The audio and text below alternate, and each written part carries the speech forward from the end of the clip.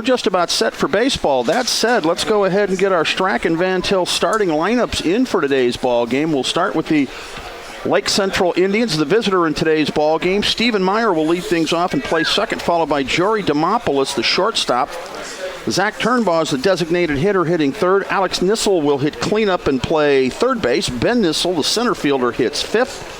Jake Wisniewski will hit sixth and play first base. Jack Keener is the right fielder, hitting seventh. Colin Studer is the left fielder, and he will hit eighth, with Jarrett Lopez behind the plate today, hitting ninth. That is the Strack and Van Til starting lineup for the Lake Central Indians, underwritten by Strack and Van Til, built around you. Let's take a look at the Munster defense here. The defensive alignment, as sponsored by Strack and Van Til also.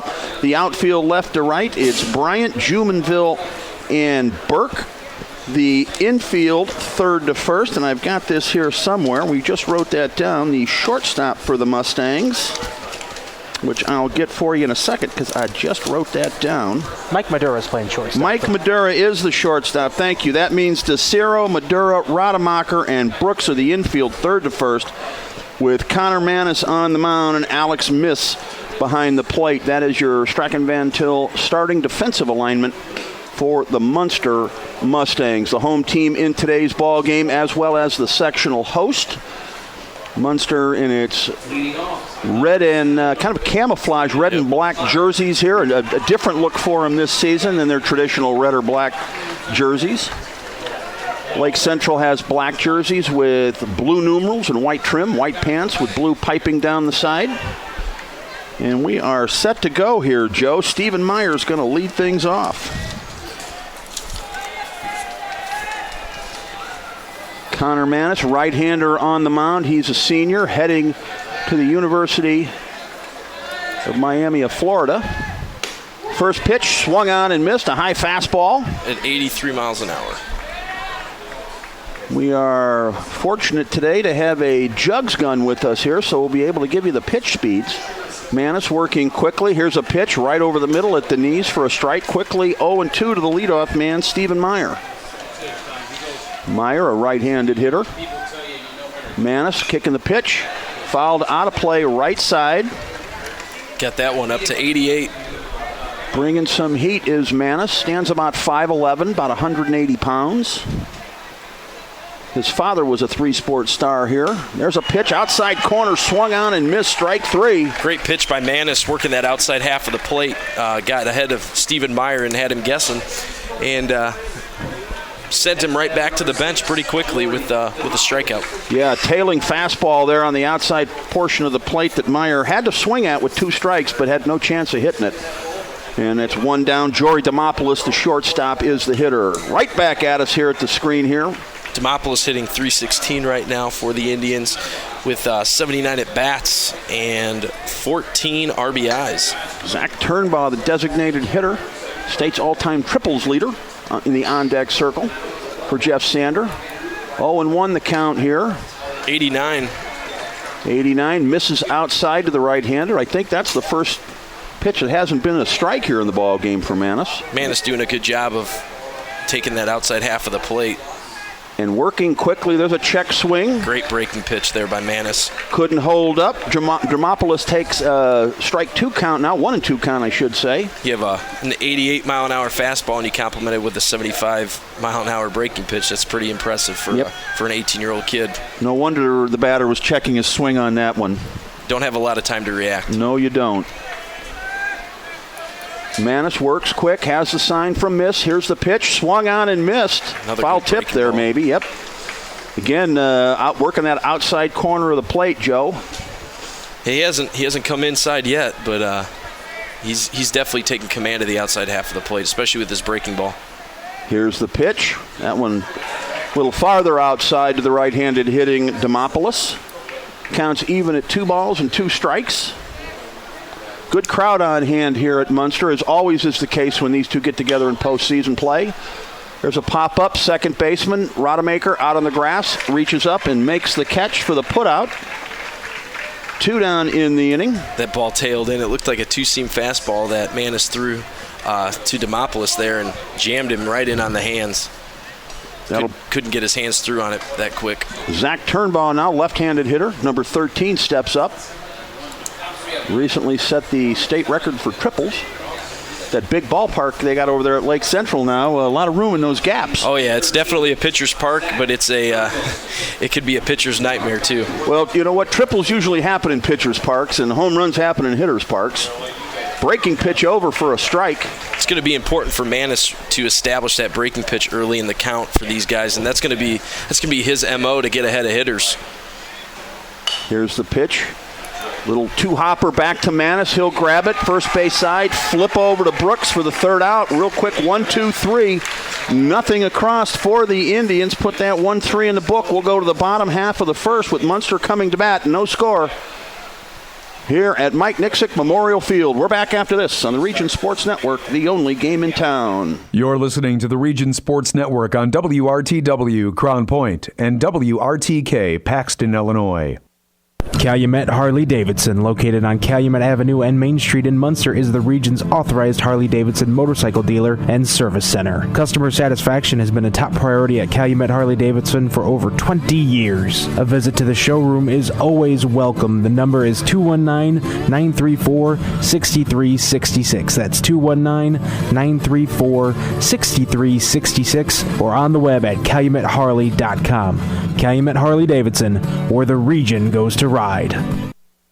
Dr. Paul Wolf and Dr. Sharif McHale of Northwest Oral Surgeons share over 40 years' experience in wisdom teeth extractions, general extractions, oral surgeries, and dental implants. Procedures are done in a comfortable and relaxing atmosphere with general anesthesia or sedation. Northwest Oral Surgeons features 2 locations in Northwest Indiana. In Munster, the number is 836-0044, and in Cherville, the number is 322-0501. Or you can find us on the web at northwestoralsurgeons.com.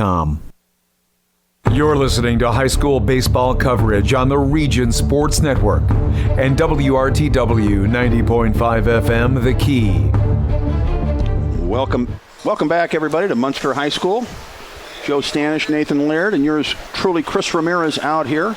Sectional 1, Class 4A opening round action here at Mike Nixick Memorial Field. The Mustangs and the Indians here.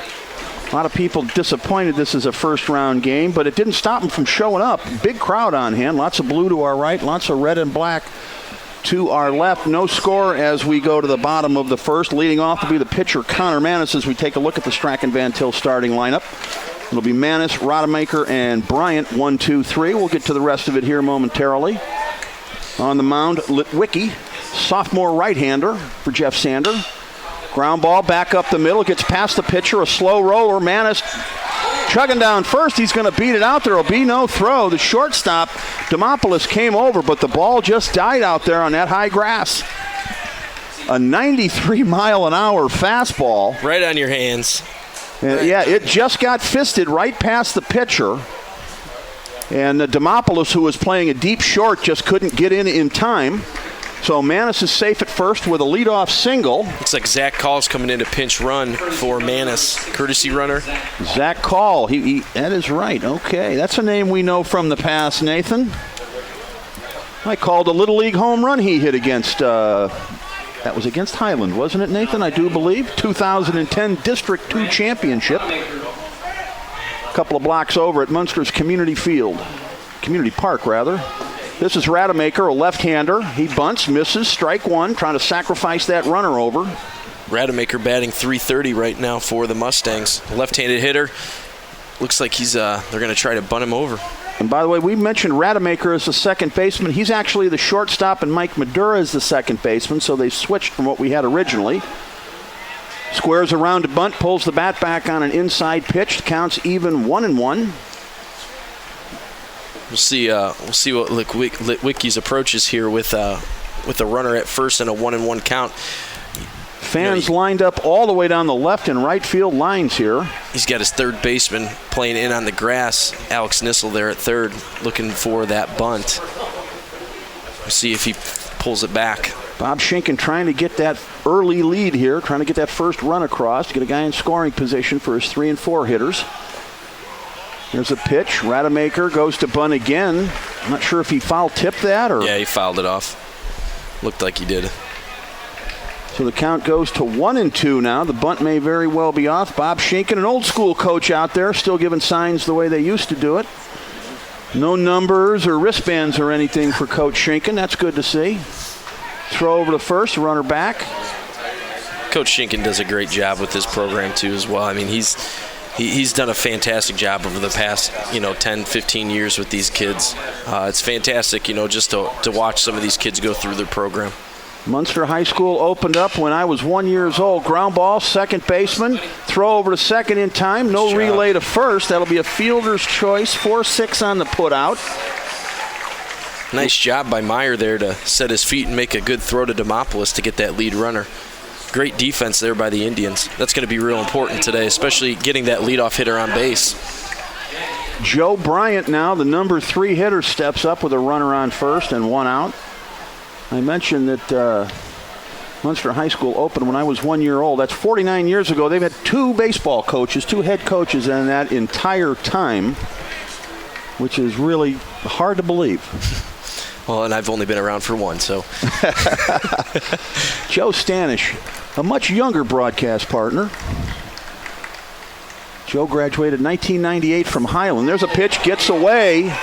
Back to the screen, an inside pitch. Might have fooled the catcher on that one. The runner will move up to second. I feel like that breaking pitch may have gotten away from him. They're out there talking right now. So, Joe, if you graduated high school in 1998, I'm going to use my Munster math and figure that you must have been born in 1980. Is that accurate? 79. 79, okay. December.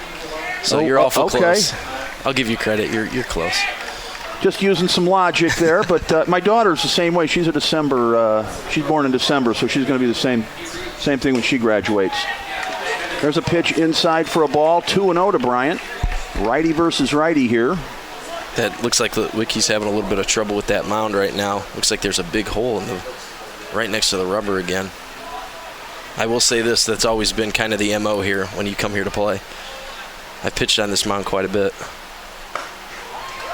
There's a pitch on the inside portion of the plate for a strike. 3-1.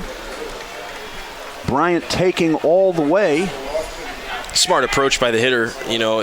Make him throw a strike. Litwicky's ERA is literally flawless. It's at a .16. So make him come back. There. Make him come back and throw strikes. And that was a great job by Matt to come back and fire a strike there. Yeah, he sure did. Let's give you the LC defensive alignment here, as underwritten by Strike and Van Til after this pitch. From the stretch, Litwicky checks second. Here's the kick. Line smash. Shortstop comes over behind second and makes the catch for the second out of the inning. Great job by Demopoulos reading that ball off the bat. That could have been a little dribbler that fell in, but Demopoulos did a good job of reading it. Yeah, he got a great jump on that. LC defense looks like this. Studer, Ben Nissel, and Keener, left, center, and right. Alex Nissel, Demopoulos, Meyer, and Wisniewski, third to first, with Litwicky and Lopez as the battery out here. Bottom of the first, runner at second, 2 out, Munster up. Trevor Brooks, the first baseman, is the hitter. Here's the pitch. Ground ball smash up the middle. Bob Schinken's going to wave the runner, and he's going to score. Here's the throw. It's off target. Leads 1-0. Trevor Brooks with an RBI single. Great piece of hitting by Brooks. Took that ball. It looked like it was middle in and drove it, got the bat head out in front of it, and drove it right back up the middle.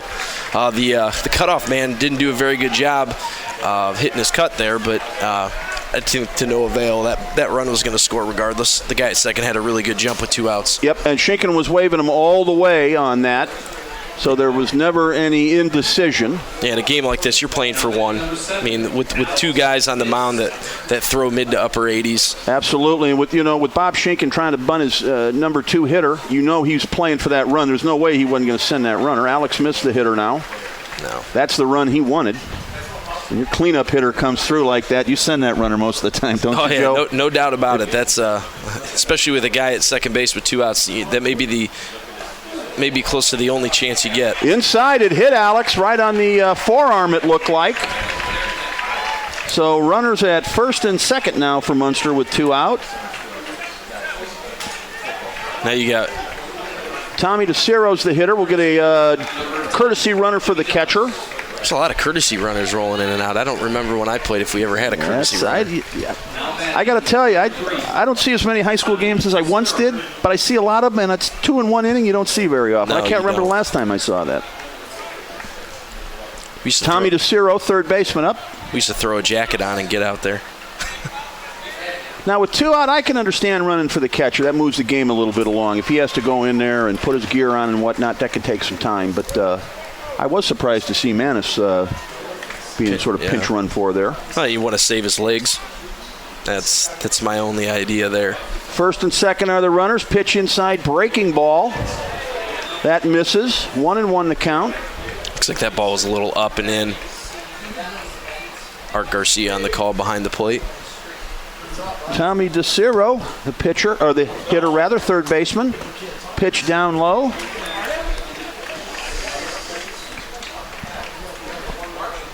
The Munster press box, it's like Celebrity Circle up here. Did you bring your autograph book? Boy, oh boy. I feel like I'm at Disney World. I think somebody might be getting arrested. I think I should have stolen my daughter's Disney autograph book to bring. We got a lot of people up here. A lot of legends. It's more like the Munster skybox up here than the press box. I have a Sharpie, though. So get some autographs between innings. 3-1 the pitch here coming to DeCiro. Swung on and missed. Nice pitch by Litwicki. Down and in.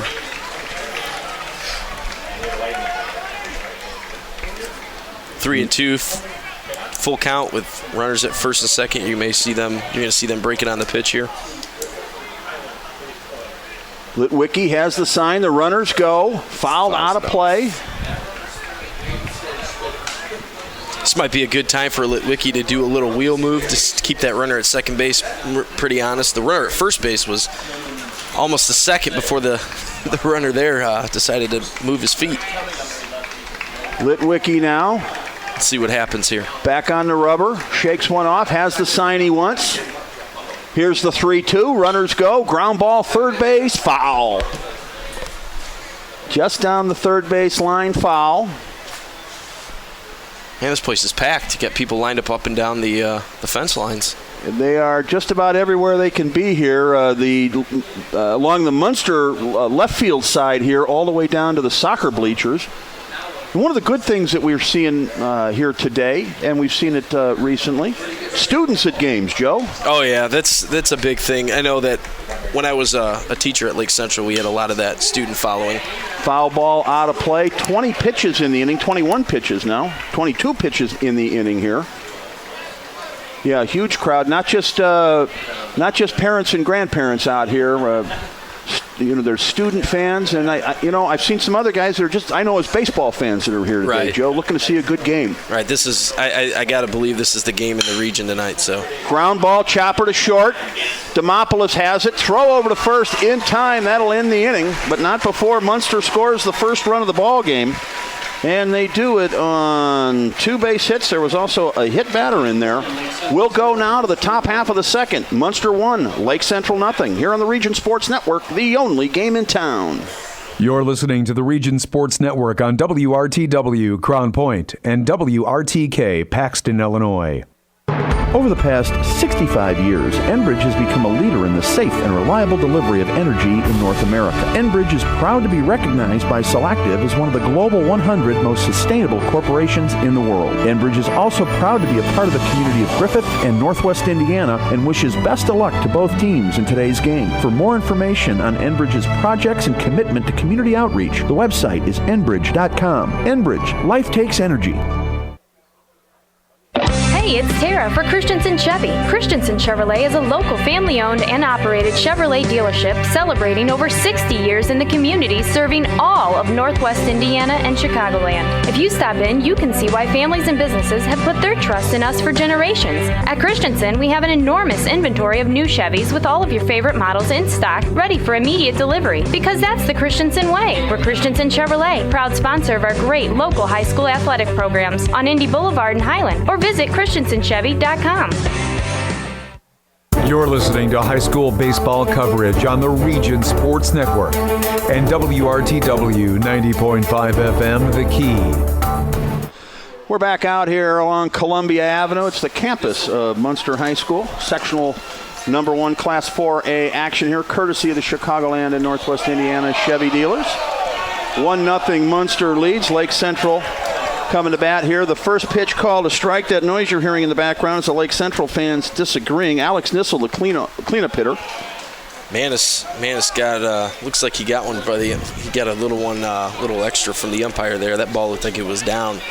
But he seems to have very good command of his breaking pitch right now. Off-speed pitch, hit pretty well into center. Center fielder goes back some more. Jumonville runs it down in fairly deep center field for the first out of the inning. Good job of that center fielder. He, once again, another good read off that ball. As you start to see that the sun go down, you get that twilight atmosphere here. It becomes a little bit tougher to read that ball off the bat. Ben Nissel now is the hitter. Manus throws a fastball outside. 83 miles an hour. He was at 88 in the first inning. But I will say, like I said earlier, he definitely has good command of his breaking pitch, which is making his fastball even better. Hot smash to second. Madura has it, throws over to first base. Brooks has it to retire the second hitter of the inning, Ben Nissel. Quickly 2 down here for Manus and the Mustangs. Quick innings are also going to be good for Manus, too. He save a lot of pitches, save his arm. First baseman Jake Wisniewski is the hitter. We're going to be joined by Bobby Morris in a little bit. Talk to Bobby about his baseball and softball school over on Indianapolis Boulevard in Schererville. Bobby, of course, as most people probably know if you follow baseball, played his high school ball here at Munster. 1-1 to count to Wisniewski. He's kind of a household name around here. I don't have the Munster record book in front of me, but the last time I looked at it, his name was still in there for the all-time batting average leader. Check swing, swung on and missed, says the home plate umpire. 1-2 the count now to Wisniewski. Bobby hit .500 back in either 90 or 91, whatever his senior year was. Great breaking pitch by Manus. Looks like that was a makeup call from that first pitch of the inning. Might have been. 2-2 here on the scoreboard. 2 balls, 2 strikes, and 2 out. Manus with a lot of movement on that last pitch. There's another. Wow, strike 3 looking. A 1-2-3 inning and absolute beautiful movement on that pitch. We're going to go to the bottom of the second. Munster leads it 1-0 over Lake Central here on the Region Sports Network, the only game in town. You're listening to the Region Sports Network on WRTW Crown Point and WRTK Paxton, Illinois. McShane's Total Graphic Solutions puts your company name and logo on just about anything. We offer a full line of custom marketing products and services like custom imprinted mugs, pens, and magnets, quality employee apparel, with custom imprinting and embroidery, executive gifts, customer appreciation and gifts, and so much more. McShane staff can help you select the right items to help you achieve excellent results. McShane's 1-800-837-1400 or online at mcshanes.com.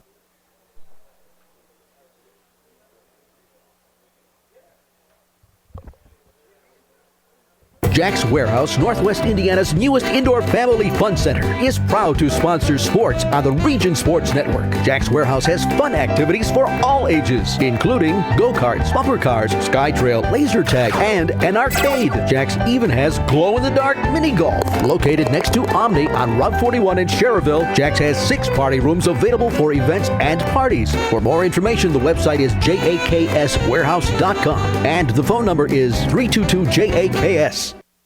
You're listening to high school baseball coverage on the Region Sports Network and WRTW 90.5 FM, The Key. We're back out here at Munster High School. 1-0 our score as we go to bottom half of the second. Joe Stanish, Nathan Laird, and yours truly, Chris Ramirez here.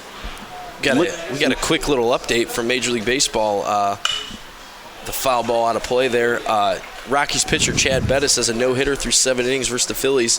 The only misplay in the game is Troy Tulowitzki making an error. Ouch.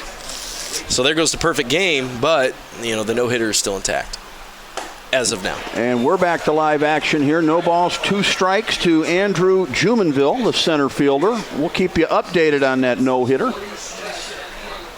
Litwicky quickly getting ahead 0-2. There's a pitch fouled off, out of play. Munster order, batting order from top to bottom here as underwritten by Strachan Van Til. Connor Manis, Grant Rodemaker, Joe Bryant, Trevor Brooks, Alex Miss, Tom DeCero, Adam Drew Jumanville, Mike Schumless, and Patrick Burke. That is the Strachan Van Til starting lineup for the Munster Mustangs. Brought to you by Strachan Van Til, built around you. Jumanville has an open stance. Litwicki fires a 91-mile-an-hour fastball, a little bit high. So he can definitely let it rip a little bit. Ball one, strike two the count here. Breaking pitch, hit down the right field line. It may drop fair. It does. That's going to be at least two bases. Unfortunate for Litwicki, a little blooper down to the right field line. You know, that's kind of how it happens. I mean, that's baseball for you. That's exactly what it was. They had him played straight away, if not maybe a little bit to pull Joe. And the right fielder, Keener, had an awful long run over there. Nothing he could do about it, but he kept it to a double. Leadoff man is up, or is on, I should say, for Munster. And Mike Schumless, the designated hitter, now steps in with an RBI opportunity. And Keener playing way off that line in right field. Little blooper over the second baseman's head. It's going to drop in. Jenkins waving the runner. Here's the throw home. A close play. Safe at home. Cut off. Yeah, it was definitely another little nubber into right field. Great job of the hitter hitting the ball to the right side, not trying to pull it, just going with the pitch, and that gives them another run and a 2-0 lead now in the bottom of the second inning. Jeff Sander had his third and first baseman in on the grass there, and his middle infield was back. I thought the second baseman might have a chance at that, but that ball just hit them where they ain't, Joe, and that's what that was. There's no doubt, and like I said, with the right fielder playing off the line. Bunt back to the pitcher. The play is going to be at second. Here's the throw in time. The relay to first. A double play. Great job by Litwicki fielding his position cleanly, making a perfect throw to Jory Demopoulos and rolling the double play 1-6-3 on the putout. Great job by the Indians on defense, and that gets you out of a potentially huge jam and puts them with 2 outs now and minimal damage with nobody on base. The strategy there did not pay off for Munster. Double play, clears the bases. Leadoff man now. Connor Manis, top of the lineup, I should say, rather. And like 2 out. Yeah, and like they say, you talk about a no-hitter and what happens, it disappears, and just like that, 7 1/3, and it's gone. So that's why you don't talk about it. Yep, shouldn't have said anything. Shame on me. Swung on and missed. A fastball in by Litwicki.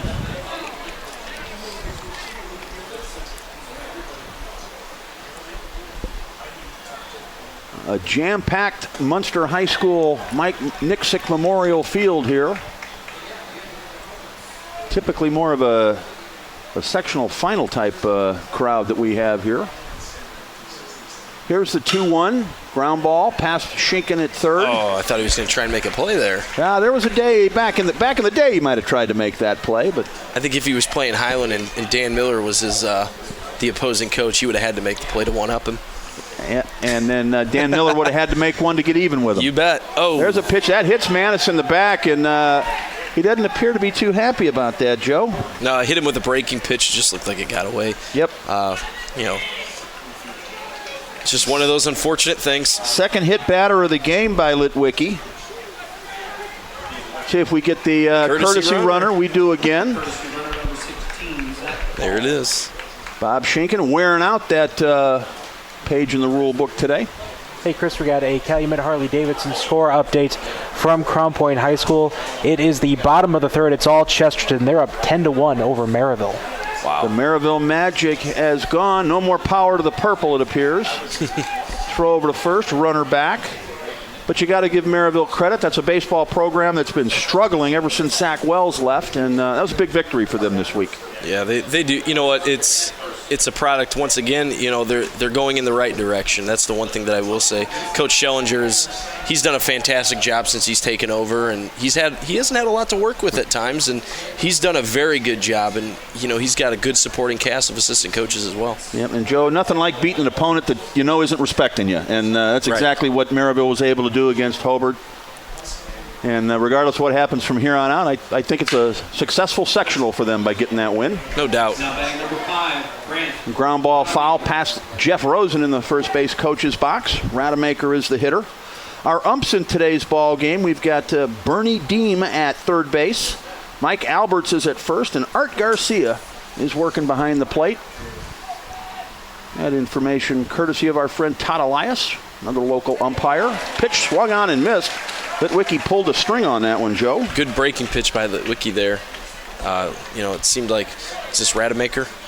It is, yep. Yeah, Rademacher. He was looking fastball, pulled way off of that one. The lights are on here at Munster. Here's the pitch. Ground ball, second base side. Second baseman has it, throws over to first. Meyer to Wisniewski, put it 4-3 in the book, and the inning is over, but not before Munster scores another one. And they do it on 2 base hits. There were no errors in the inning. We're through 2 here. It's Munster 2, Lake Central nothing on the Region Sports Network, the only game in town. You're listening to the Region Sports Network on WRTW Crown Point and WRTK Paxton, Illinois. Tonight's game is being underwritten by your Indiana Farm Bureau insurance agents in Lake County. Different drivers require different kinds of car insurance. Coverage from house to house isn't always the same, and life policies vary too. Indiana Farm Bureau Insurance of Lake County is proud to in part underwrite high school sports on 90.5 FM WRTW The Key. Indiana Farm Bureau Insurance of Lake County.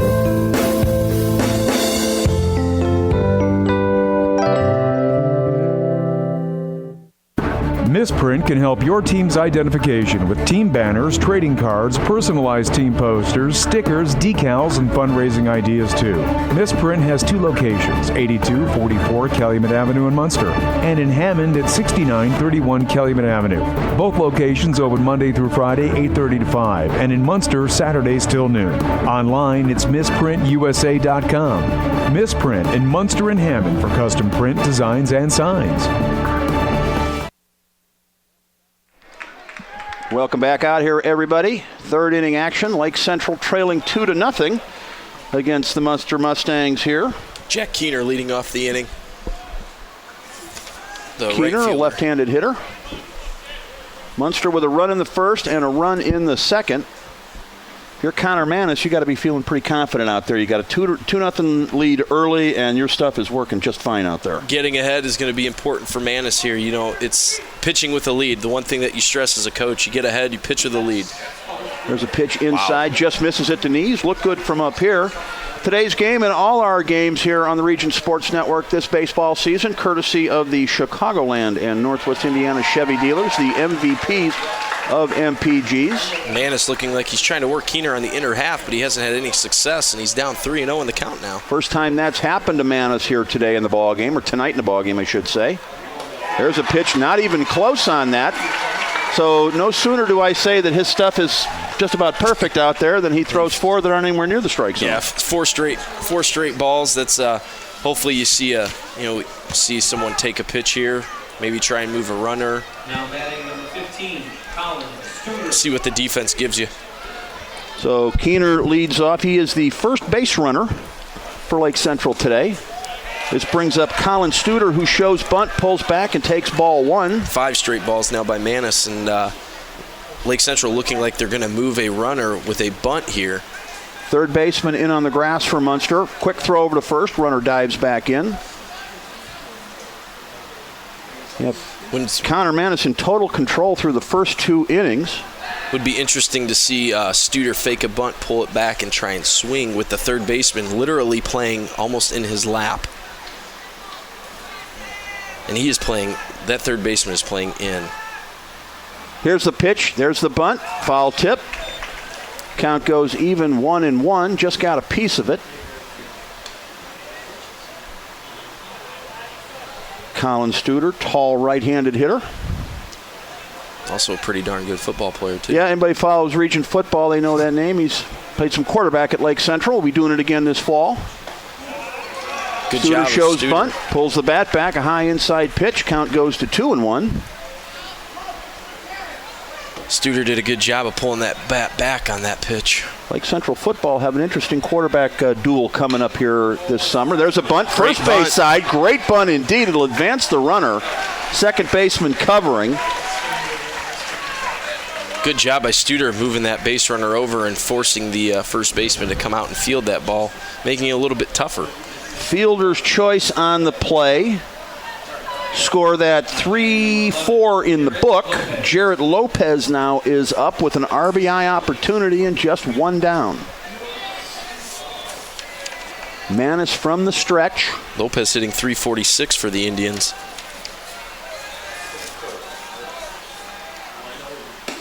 Big at bat here in the ball game, Joe.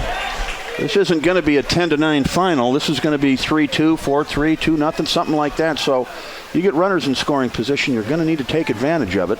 And if Manis keeps hitting that ball, hitting that glove where that umpire's giving him the strike on the breaking pitch, it's going to be a rough night for the Indians because that pitch is probably about a good 3 inches off the plate. And that one just misses there, an off-speed pitch. 1-1 the count. Manis again. Fastball down low. 2-1. So a little bit different Connor Manis this inning than what we saw in the first two. Take a few pitches, make him pitch with a runner on base. Breaking pitch, that misses inside. 3 balls and 1 strike. Manis really struggling, looking like when he's delivering that pitch, he isn't following through. He's stopping, and he keeps winding his shoulder. Steps off to wipe his forehead, now back on the mound. Here's a pitch, a fastball swung on and missed. The count goes full now. 3-2. 83 mile an hour fastball there. That's where he's been most of the day on his fastball. Here's the pitch, and a big pitch it is. Fouled out of play, right side, over near the football field.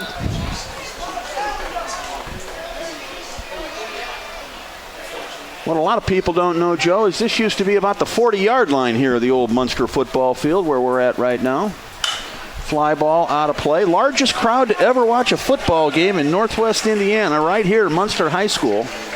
At least largest in modern times, largest I've found. 11,000 people showed up here for a football game. Here's the pitch, swung on and missed, dropped third. Miss has it, he'll throw to first, a high throw, but the first baseman has it.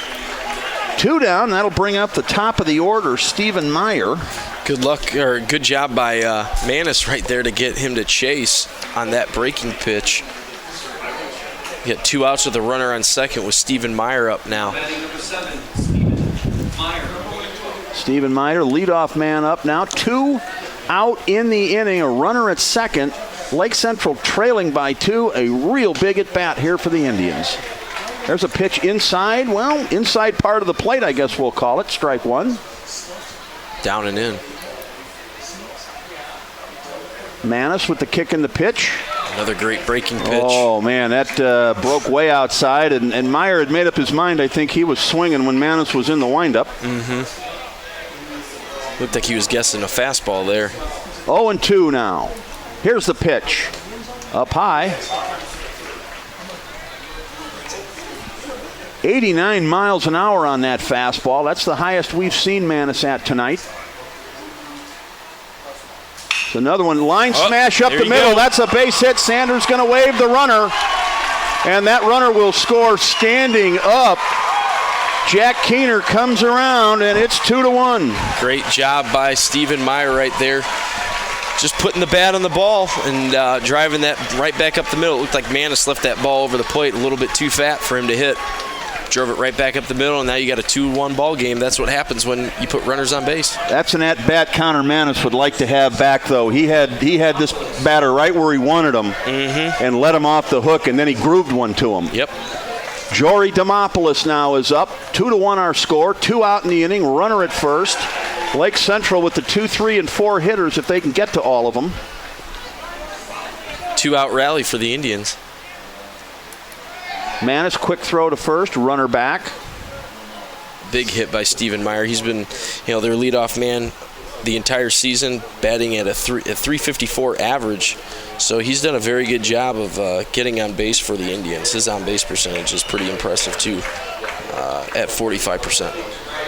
Stay tuned after the ball game. We'll name the Crowell Insurance Lantern Man superhero of the ball game, along with the Berry Brothers Blue Collar Player of the game and the Langle's Pizza Play of the game. Fastball swung on and missed. 1-2 the count. Man, it's up and down with his velocity. That one was in at 82. Yeah, we've seen him, as high as 89, and a lot of stuff around 82, 83. That 89 was a high fastball that missed. Ground ball smash. Shortstop has to go back. Has it. Throws to first in time. The hit and run was on there, and that ball almost got through, but a nice play by Rademacher, the shortstop, to end the inning. 1 run for Lake Central.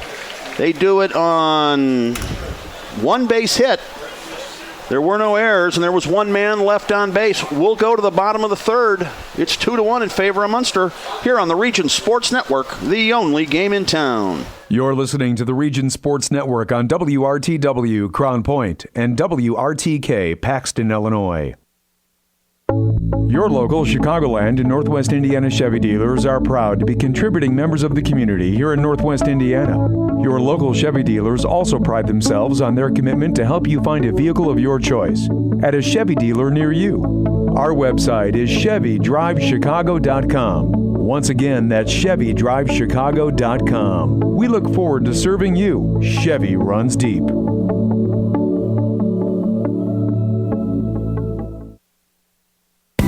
At the Crowell Companies, our customers are more than just numbers on a ledger or anonymous people who sign up online. Our customers are the families we see at the ball fields, the grocery store, and all around the community. That's because for nearly 50 years, the Crowell Companies have been part of the community right here in Northwest Indiana, offering personalized custom services that only a local company can provide. For home, auto, and business insurance, it's the Crowell Companies, 923-2131, and online at crowellinsurance.com. The Crowell Companies, home of the insurance superheroes. You're listening to high school baseball coverage on the Region Sports Network and WRTW 90.5 FM, The Key. Well, we're back out here at Munster High School. 2-1 our score, bottom of the 3rd. Munster at the plate, ground ball, high hopper to short. Demopoulos has it, throws over to first in time. First out of the inning, 1 pitch, 1 out. Great job by Litwicki. It's going to be important for the Indians to hold down and put a 0 up on the board with for Munster this inning and come back. That was Joe Bryant. He's retired to start the inning. Cleanup man Trevor Brooks is the hitter now. Big crowd on hand here and a good ball game. Brooks batting .452 for the Mustangs. You wouldn't know it after that swing. Completely fooled by Litwicki on that one. Looked like Brooks was bailing out and then decided to swing on it. No reason to bail out. It's amazing to see how some of these hitters stand in the box. A lot of them have open stances to begin with, and then if you bail on a pitch, there's no way in the world you're going to hit the outside corner. As a catcher, that's something that, as a catcher, that most of the guys that I had catch for me were watching kids' feet constantly. Absolutely. No way they can reach that stuff on the outside when they're doing that. Nope. Especially a ball that's tailing away. Well, I mean, Litwicki's a right-handed pitcher, but you put a lefty up there, and they're going to live on the outside half all day long if you got guys like this. Litwicki, the right-hander, 2-1 count here. Pitch upstairs, 3-1 now. Brooks the hitter. Munster leads by 1. We are in the bottom half of the 3rd. Mike Nixick Memorial Field out here. There's a pitch, misses. Wow. Ball 4. Wasn't even close on a couple of those. That was a strange at-bat. That was indeed. After that first pitch, it almost looked like he had no chance, but he ends up at first base with a walk. That'll bring up the catcher, Alex Miss.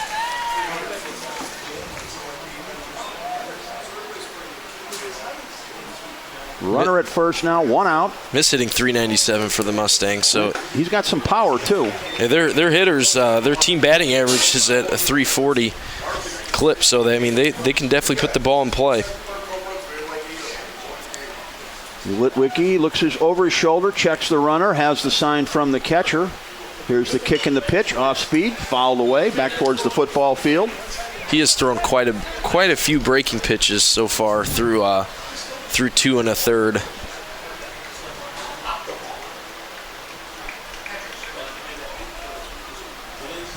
Miss back in the box now, digs in, right-handed hitter.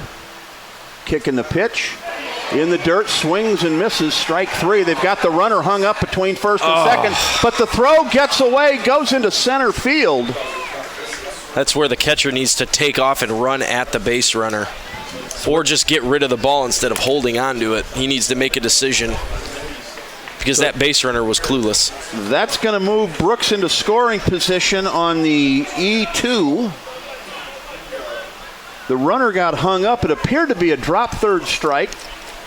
Miss was out. The runner took off, was caught halfway between first and second. And you're right, Joe. They teach you in Little League to run right at the guy. There's a breaking pitch over for a strike. You got to make a decision. Either run at him or you get rid of the ball. And the catcher double pumped and just held on to it. Lopez did. And then made a low throw that the shortstop couldn't come up with. Tommy DeCiro now the hitter. Wow. He's in a 1-1 count here. That pitch looked good right there. It looked like the Connor Manis breaking pitch location. That was pitch number 50 for Matt Litwicki. We're not yet through 3 innings. Here's the pitch. Check swing on the off speed for a strike, 1-2. Litwicki, just a sophomore. Big game for a sophomore to be pitching in, guys. Yeah, this is pretty big atmosphere to put a kid like this out there, but he's run through the gauntlet all year long, and he's been Lake Central's ace. Fastball, that just misses. That was one of the better pitches, that at bat. Or this at bat, but umpire said no. 2 balls, 2 strikes, 2 out, runner at second, time is called.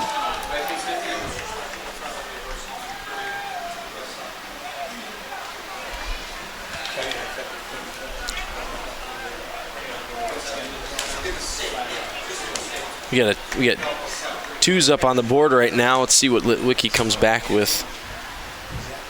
He's gone to the well quite a few times with that breaking pitch. Kicking the pitch, off speed, just misses. Count goes full.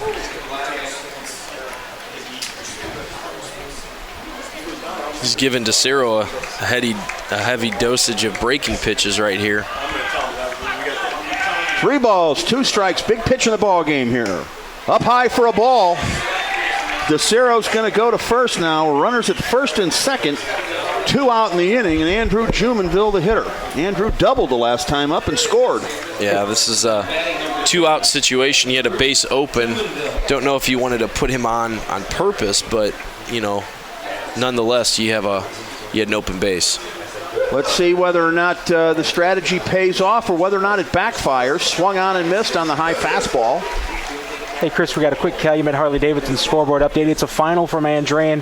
Hanover Central defeats Knox in 5 innings, 11-1, setting up a big Hanover Central Andrean matchup tomorrow. Here's the pitch. Swung on and missed. Another fastball. 0-2 now the count. 2 on, 2 out. Let's see if Litwicki works outside a little bit more. Give him about 4 to 5 inches off the plate. See what the catcher does. From the stretch. There he goes. Litwicki has the sign from Lopez. Here's the pitch. He did. Swung on and missed. Strike 3. Good call, Joe. Great job by Litwicki to close out the Mustangs that inning. No runs for the Mustangs. There were no hits. There was an error in the inning on the catcher, and there were 2 men left on base. At the end of 3 complete, Munster leads Lake Central 2-1 here on the Region Sports Network, the only game in town. You're listening to the Region Sports Network on WRTW Crown Point and WRTK Paxton, Illinois. Sports in the region are about tradition, and since 1946, Berry Brothers in Hammond has built a tradition of quality and service. With a professionally trained sales staff, Berry Brothers offers a selection of quality American-made work boots, safety shoes, and apparel. Located on Indianapolis Boulevard, a half-mile north of Interstate 94, Berry Brothers is devoted to providing exceptional service to ensure the satisfaction of every customer. Berry Brothers is open 7 days a week, and gift certificates are available. The website is berrybros.com. Hey, Hey, it's Tara for Christensen Chevy. Christensen Chevrolet is a local family-owned and operated Chevrolet dealership celebrating over 60 years in the community, serving all of Northwest Indiana and Chicagoland. If you stop in, you can see why families and businesses have put their trust in us for generations. At Christensen, we have an enormous inventory of new Chevys with all of your favorite models in stock, ready for immediate delivery, because that's the Christensen way. We're Christensen Chevrolet, proud sponsor of our great local high school athletic programs on Indy Boulevard in Highland, or visit ChristensenChevy.com. You're listening to high school baseball coverage on the Region Sports Network and WRTW 90.5 FM, The Key. We're back here at Munster High School. Joe Stanish, Nathan Laird, Chris Ramirez with you, and a whole bunch of other people here in the press box. It's like we got to get our autograph book out, Joe. I told you. Yeah, if we get Rain Delay Theater, now would be the time, because we could just go through a quick interview with everybody standing behind us. That'd be a great way to fill some time. Speaking of interviews, we do have Bobby Morris due up. Bobby's going to be coming over after his game tonight. Ground ball smash to the second baseman. Madura has it. Quick throw to first in time. That ball seemed to take to get out there. Demopoulos is retired on the 4-3 putout. Zach Turnbaum now, the designated hitter, will step up to the plate. Chicagoland and Northwest Indiana Chevy dealers. Oh, Alex Nissel. Sorry, I'm one off here. That happens every game to me. So that was Turnbaum on that at bat. My bad. Every game that happens. So I got to know what Jory did at the end of the last inning, guys. Help me out here. I think he grounded out to end the inning. He grounded out to the shortstop. Yep. 6-3. Every game this happens. Okay, Alex Nissel now the hitter. Yeah. Check swing, appeal down to first. No, says the first base umpire. Interesting on that one. 1-1 the count here. Connor Manis throws a fastball that just misses. Let's reset the Munster defense for you, courtesy of Strachan Van Til. Bryant, Jumonville, and Burke are the outfielders left to right. Here's the pitch. Breaking ball inside. 2-1 the count.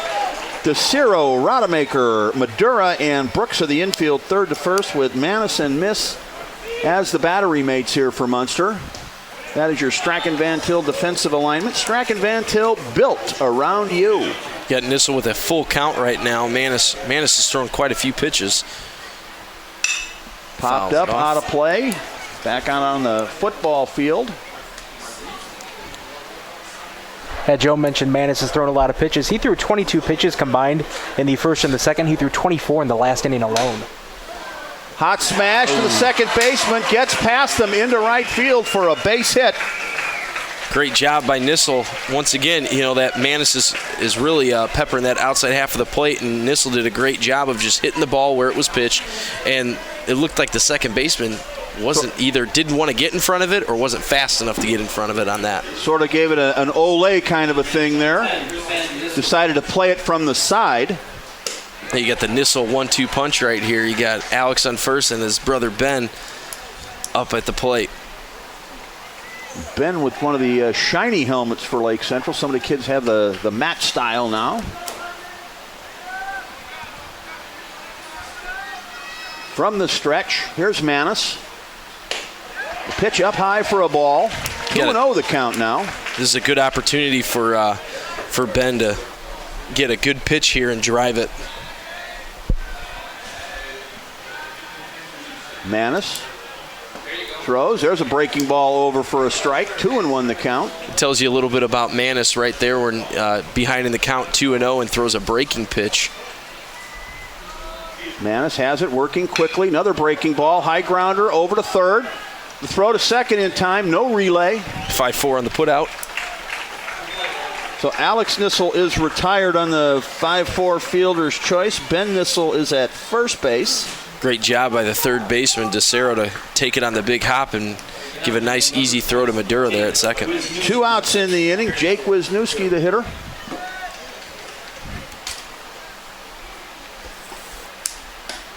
Pitch outside for a ball by Connor Manis.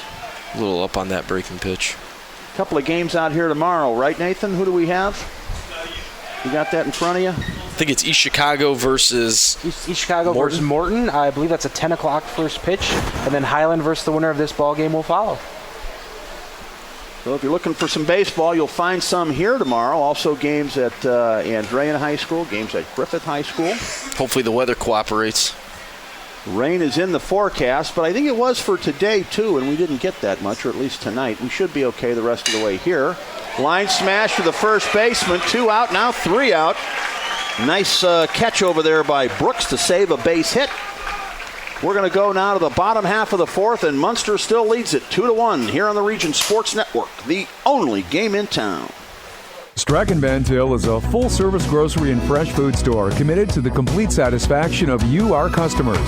We provide you with a friendly shopping experience in a clean, safe environment. Strachan Van Til remains dedicated to the communities we serve by supporting organizations and events that enhance the quality of life, like Region High School Sports on WRTW 90.5 FM, The Key. To learn more about Strachan Van Til, we are on the web at strachanvantil.com. Quality service and selection. It's a Strachan Van Til thing.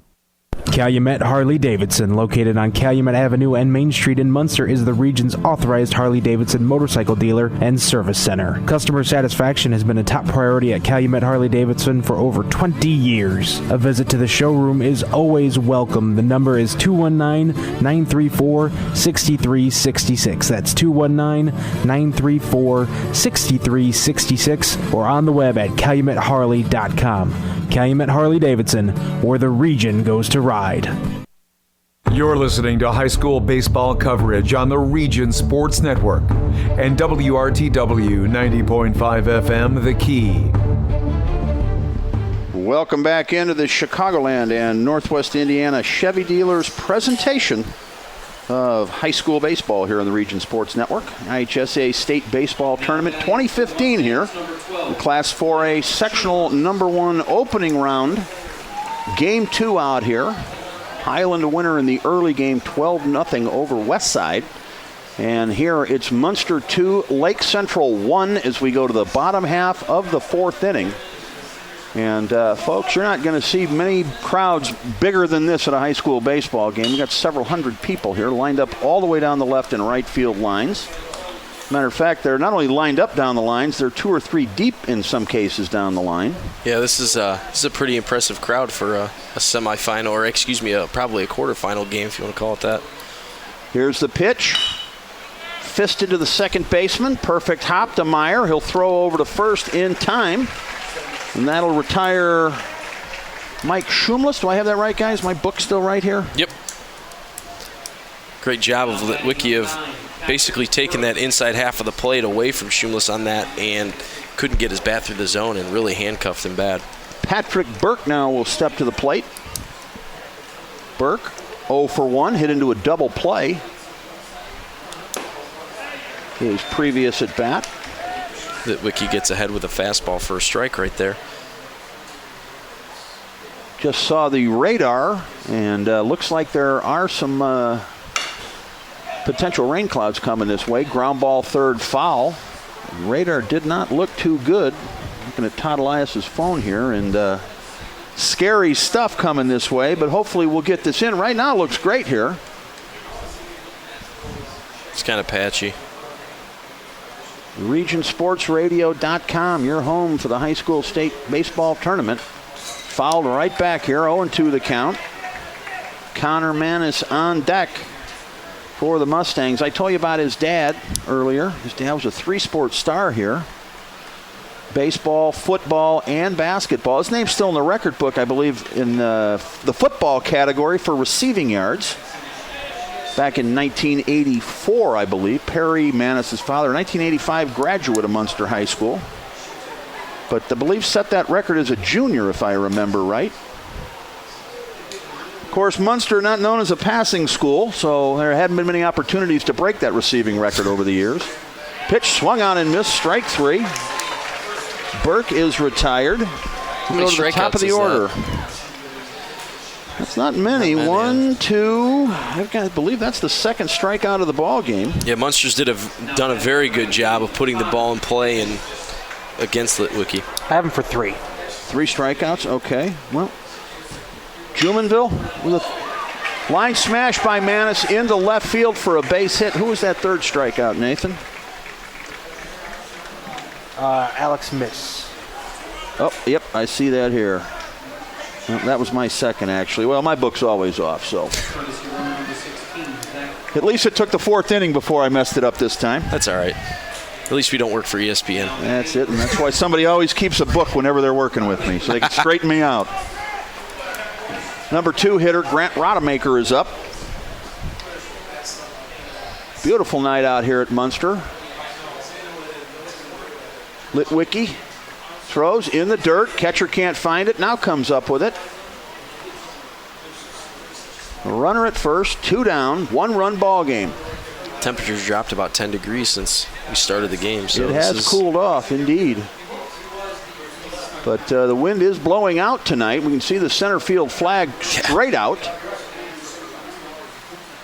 Runner goes. Here's the pitch. He got a good jump. Here's the throw. Not a chance. Safe, yes. Yep, had that one stolen all the way. Great jump. Is that a pinch runner? Is that the courtesy runner, by the way, for Manis? Or that is? Okay. Number 11, is it Armagast? Armagast steals that base. So runner in scoring position now for the number 2 hitter. With 2 outs. Put the ball in play, you're going to have a runner in motion, so you on a single you could see a throw at the plate. Ideal time to try to steal a base there. Popped up sky high, third base side. There you go. Shortstop has it, draws a bead, makes the catch for the 3rd out of the inning. That's a tough play. No runs, 1 hit, no errors, and 1 man left on base. We're flying through this one. We're going to the 5th. It's 2-1 Munster here on the Region Sports Network, the only game in town. You're listening to the Region Sports Network on WRTW Crown Point and WRTK Paxton, Illinois. Casa Maria Banquet Hall on the grounds of St. Maria Goretti Church in Dyer can accommodate any event. A professional staff is on hand to help with all aspects of the event, such as decorating, organizing, and catering. 2 large reception areas mean we can accommodate up to 375 guests. And Casa Maria's catering includes both family-style and buffet dining with 60-inch round tables that can seat up to 8. Casa Maria sets the mood with a dignified atmosphere that can impress the guests. Casa Maria Banquet Hall, 865-8956. Dr. Paul Wolf and Dr. Sharif McHale of Northwest Oral Surgeons share over 40 years' experience in wisdom teeth extractions, general extractions, oral surgeries, and dental implants. Procedures are done in a comfortable and relaxing atmosphere with general anesthesia or sedation. Northwest Oral Surgeons features 2 locations in Northwest Indiana. In Munster, the number is 836-0044, and in Schererville, the number is 322-0501. Or you can find us on the web at northwestoralsurgeons.com. You're listening to high school baseball coverage on the Region Sports Network and WRTW 90.5 FM, The Key. Welcome back here to the Chicagoland and Northwest Indiana. Welcome back to the Chicagoland and Northwest Indiana Chevy Dealers presentation of the Indiana State Baseball Tournament here on the Region Sports Network. 2-1 our score. Munster leads it. We're in the top of the 5th here. Joe Stanish, Nathan Laird, and yours truly, Chris Ramirez, here with the broadcast. Jack Keener steps in for the Indians. We have a 1-2 count. I think he's been the lone runner that scored for the Indians today. That's a fact. He scored back in the 3rd inning after a leadoff walk. Man, this looks like he's trying to be real precise with that breaking pitch. Keener Hot fights smash that off. down the 3rd baseline, foul. Connor Manis heading to Miami of Florida. I think that caught a lot of people by surprise, but he's a quality pitcher, Joe. Yeah, he's not a very big guy either. Right. That's for sure. I think that's what caught people by surprise. I think when you think of D1 athletes, you think 6'2", 215. You don't necessarily think 5'10", 180, but no. This kid can play ball. There's ball 4. He's definitely not a long, lanky guy. He's lower half. He uses his lower half really well to get good drive off the rubber to, put a little bit more oomph in his fastball. Now you got a Keener once again starting off a little bit of a rally here for the Indians in the bottom of the 5th? Well, we've seen this before. Yeah, top of the 5th here, at top of the 3rd. He led off with a walk just like he did here. He came around to score on a base hit by Stephen Meyer, and now Bob Schinken, who has seen this before, said, you know what, we're not going to have the same thing happen. I'm going to go out, have a powwow. Everybody in the infield in. Jeff Sanders doing the same. He's got his runner from first, his batter up at the plate, and his on-deck hitter down the third base line talking to him. That's not something you see every day either. No, I think what he's doing there is, Studer hits a ball in the gap. You got a guy on deck coaching the kid rounding third, telling him where to slide if potentially he can score from first. There's a bunt attempt fouled back to the screen. This is Colin Studer, the hitter, followed by Jarrett Lopez. Chris, we got another Calumet Harley-Davidson scoreboard update. Chesterton now has that all-important 10-run lead. They're up over Maryville 11-1 in the fourth.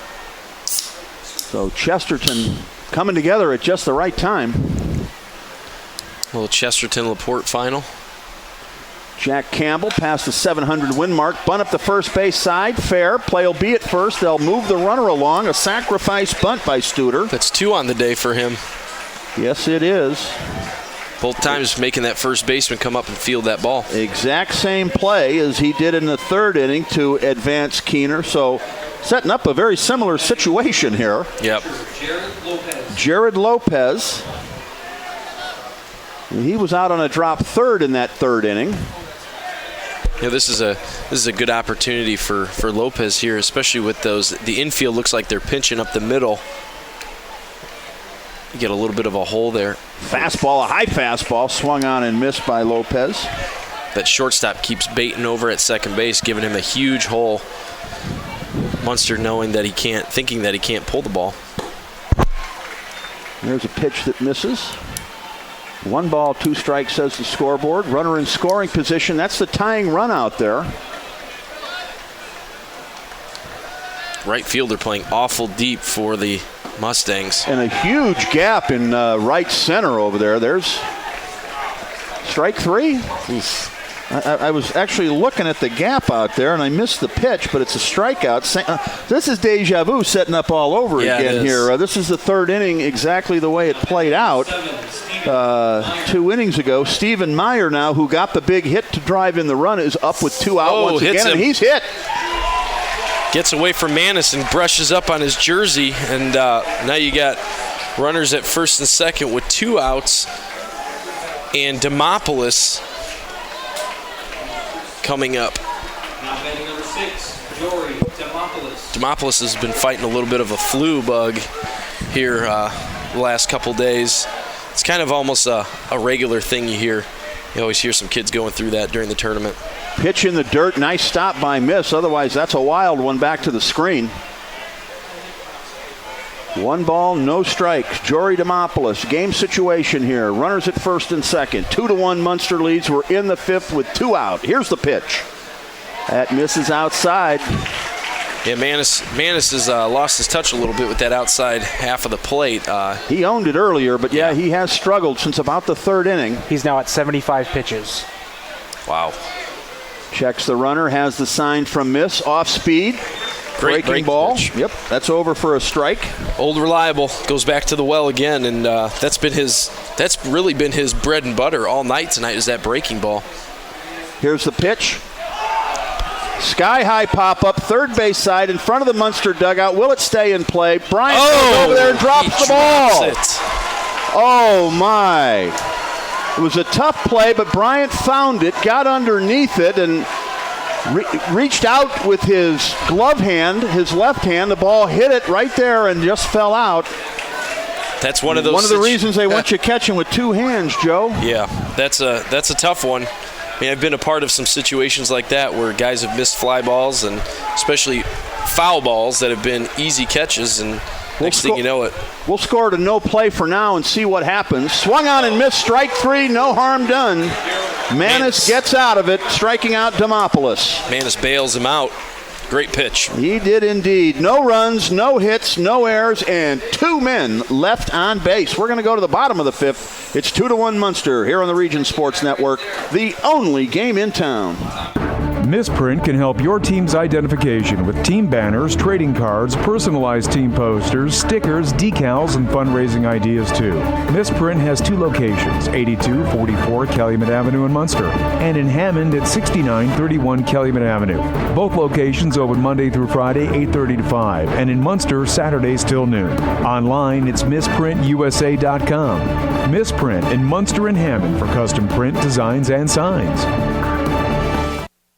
Triple Crown All-Stars Baseball and Softball Academy in Cherville is a year-round instructional facility featuring a fully AstroTurf building for team practice, batting cages, infield, and pitching mounds. The staff at Triple Crown features years of professional instruction in hitting, pitching, and fielding for both baseball and softball. Triple Crown All-Star Baseball and Softball Academy is located at 2208 US 41 in Cherville, and the number to call to make a reservation is 219-864-0711. The website is triplecrownallstars.com.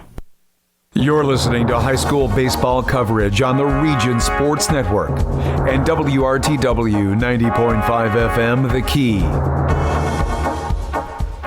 We move now to the bottom half of the fifth inning. 2-1 our score. Munster leads it over Lake Central. Joe Bryant, the third baseman, will lead things off. Joe Stanish, Nathan Laird, Chris Ramirez here as the Chicagoland and Northwest Indiana Chevy dealers present the high school baseball state tournament. And we've got a good one out here. Bryant, the leading hitter for the Mustangs, at a 509 clip or 506 clip here with 29 RBIs on the season. Hey, Joe, we've got a special guest we're going to talk to here, a guy you know. Bobby Morris is with us.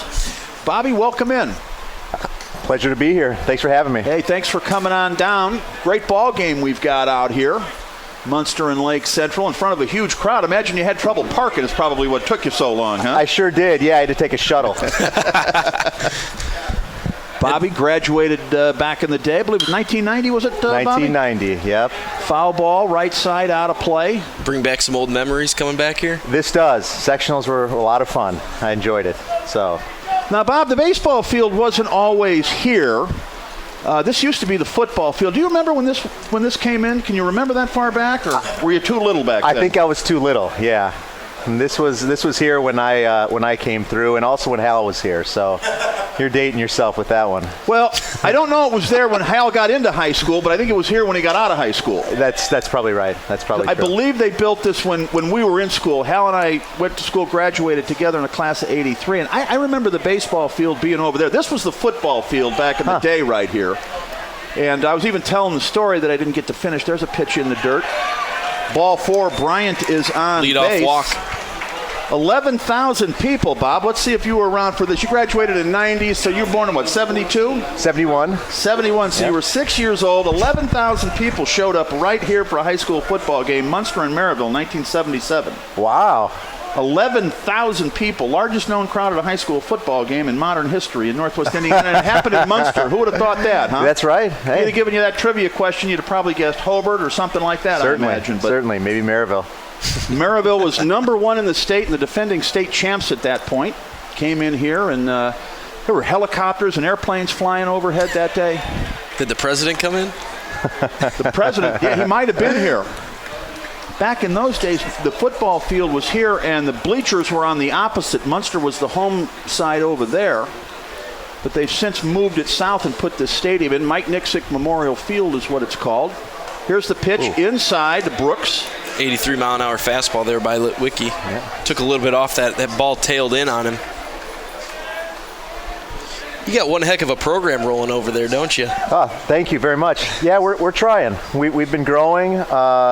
Some of our teams have had some pretty impressive records, won some really large Midwestern tournaments. So, we're pleased. We're going in the right direction. Talking about the Morris Baseball and Softball Center at Omni 41 in Cherville. Here's the 2-0 pitch. Ooh. Smash, first base side, just goes foul. Bobby, how long you guys been open over there? I took over from the White Sox Academy almost 2 years ago. There at the Omni location. Our teams have been in existence for, this is our 4th year. And we're up to 9 teams. We're excited to start softball next year. So every year we keep trying to get better. Popped up sky high, shortstop on the outfield grass. Great play by Demopoulos. Yep. Calls off the left fielder Studer there and makes the play. And Brooks is retired. That'll bring up the catcher, Alex Miss. Yeah, we have quite a few. I'm the assistant principal at Clark Middle School over in St. John, so we have quite a few of my kids. They're rolling around with the old Morris hats and the Morris jackets, so Yeah, they're repping you pretty strong there. Well, I appreciate that. We're well represented there in the Tri-Town area, that's for sure. 9 teams. That's a lot of teams, Bob. No question about it. But you don't have to take advantage of your facility over there. You don't need to be on a Morris team. Let's talk to people and tell them what your facility has to offer. Oh, well, thanks. Yeah, we do private lessons. We have camps. One of our best programs for, frankly, a lot of the high school kids that are here on the field were involved in our velocity improvement program, which we start up in October and run that through the start of the high school season. That's really popular with our high school guys. Here's a pitch, ground ball to second. Stevens has it, throws to short, in time, over to first. 4-6-3. Double play. Great job by the Lake Central defense, again coming up big and putting a 4-6-3 double play up there on the board and getting out of a potential jam. All right, we're visiting with Bobby Morris. Yeah, let's keep it here, Nathan, during the timeout and continue to talk to him. Bobby, we're talking about your facility over at Omni. You took over for the White Sox Academy, and since then, it's really seemed to have, I didn't hear much from people about the White Sox Academy when it was there. Great organization, I'm sure, but it seems since you've taken over, there seems to be maybe a little bit more buzz about what's going on over there. People familiar with the Morris name, you and your brother Hal had outstanding baseball careers. We remember you from back in the day. Now you're here, of course, with the new facility. And that location, almost the center of Lake County, so it's a great location for you as well. I imagine you draw from all over. We definitely do. We get kids from, the inner city of Chicago, from the southwest suburbs, all the way. Kids are coming in from South Bend, frankly, to do some of our special programming. We're very lucky. I'm an associate scout with the Phillies. Bill Brick, who's the special assistant to the general manager for the Diamondbacks, works with us in the off season. We've got former major league pitchers that do lessons and former professional players. I really try to use my connections to get the best staff that we can, and I think our staff really drives the business for us, Let's talk about a few of the guys that you have working Sure. over there. Mention some of those guys. As I said, we have Bill Brick works there. Tom Turnacasa, who's a professional hitting instructor, is also there. Tom was with the... Turnbow rips a ball down the left field line. Fair ball. He'll make the turn. Nope, he's going to hold up. Short. Good backup by the first baseman there. Does his ball get away? Oh. No, he knocked it down. So Turnball with a leadoff single here. A little bit of indecisiveness there. Little inside-out swing there by Turnbow, putting that ball right down the third base line. I mentioned he was indecisive, but I guess better safe than sorry here. He's the tying run late in the ball game. And the leadoff hitter and the fastest guy probably out there. You don't want to guess wrong about taking a chance extending that into a double. They've got their 4 and 5 hitters coming up, so right move by Turnball. Get on base and let the guys drive you in. Great ball game out here, 2-1 our score. We're in the top of the 6th inning. Exactly what you'd expect from Munster and Lake Central playing at this time of year here on Columbia Avenue. A great ball game and an absolutely huge crowd. I mean, a football game could break out. We've got enough people here. Yeah, these pitchers are very impressive. You got 2 D1 guys sitting downstairs. They've got some nasty stuff. Looks like Manis has had really, really good command of his breaking pitch the entire game. Mm-hmm. There's a pitch over for a strike. 1-1 the count now. Bobby Morris is our guest. Nathan Laird, Joe Stanish, Chris Ramirez here from Mike Nixick Memorial Field. Breaking pitch, check nasty. swing. There it Swung is. on and missed, actually. He went through on that. 1-2. Great pitch by Manis. Completely fooled the hitter. Alex Nissel is up. Alex is 1 for 2 in the ball game. Check swing there, strike 3. He doesn't like it. Wow. That breaking ball reminds me of Kerry Wood, that really tight slurve. You can't even call it a slider because it's breaking so much, but man, that is sharp. It's been pretty effective all day long, that's for sure. That's been his go-to pitch, no doubt about it. Throw over to first, runner back. So, Bob, now that summer is here and, your teams and everything are going, let's talk a little bit about your summer and what all that entails. Here's the pitch first. There's a ball that misses. Yeah, my summer, I spend a lot of time out on the field coaching. I manage our 14U team. That team is one of our most successful groups and has some of the future stars of these sectionals on there. The runner goes. He's going to be safe at second. The throw by Miss is late. Runner in scoring position now. An RBI opportunity for Ben Nissel at the plate.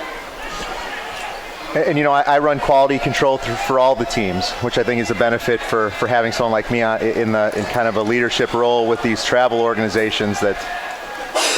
Here's the pitch, ground ball smash. Shortstop has it. He'll throw to first in time. The runner will advance from second to third. So that tying run now just 90 feet away, but there are two out. And Jake Wisniewski is the hitter. Now batting number 12, Jake. So, Bob, talking about your summer here with 9 teams, that's a lot to look out for. Sure. It keeps me busy. Still doing lessons at the academy, but really, we spend a lot of time in the off-season getting the teams ready, and I'm out there as much as I can, making sure things are kind of running in tip-top shape. And so far, we're keeping things moving in the right direction. Here's the 1-0 pitch over at the knees for a strike by Manis. The count's even, 1-1. The crowd is buzzing out here. Swung on and missed a pitch way outside. But Nissel pitch. Nissel couldn't lay off it. See if Manis kind of puts a little bit more oomph in this one. Woo! A high fastball swung on and missed. Nissel couldn't lay off. Oh, a big pitch there. Manis brings the high heat and gets out of the jam.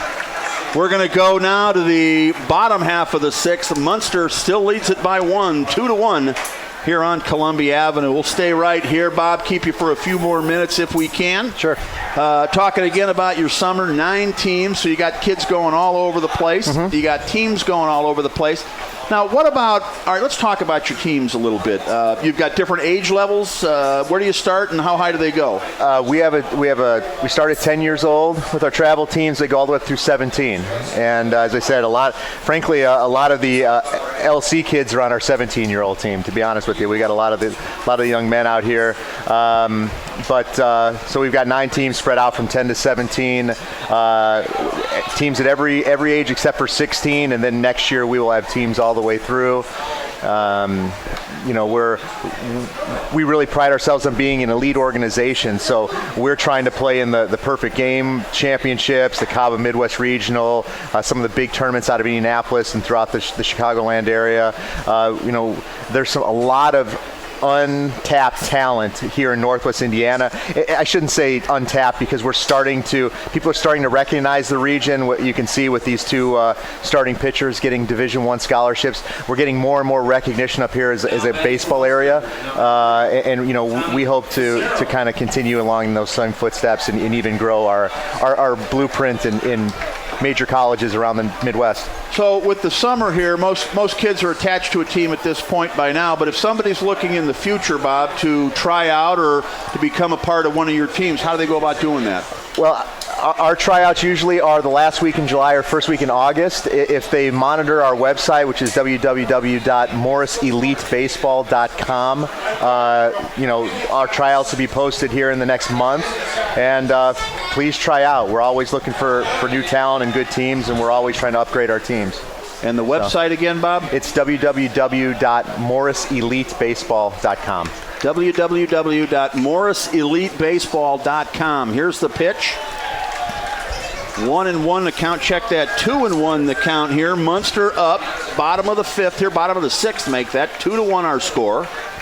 And this is Andrew Jumonville at the plate. Nobody out.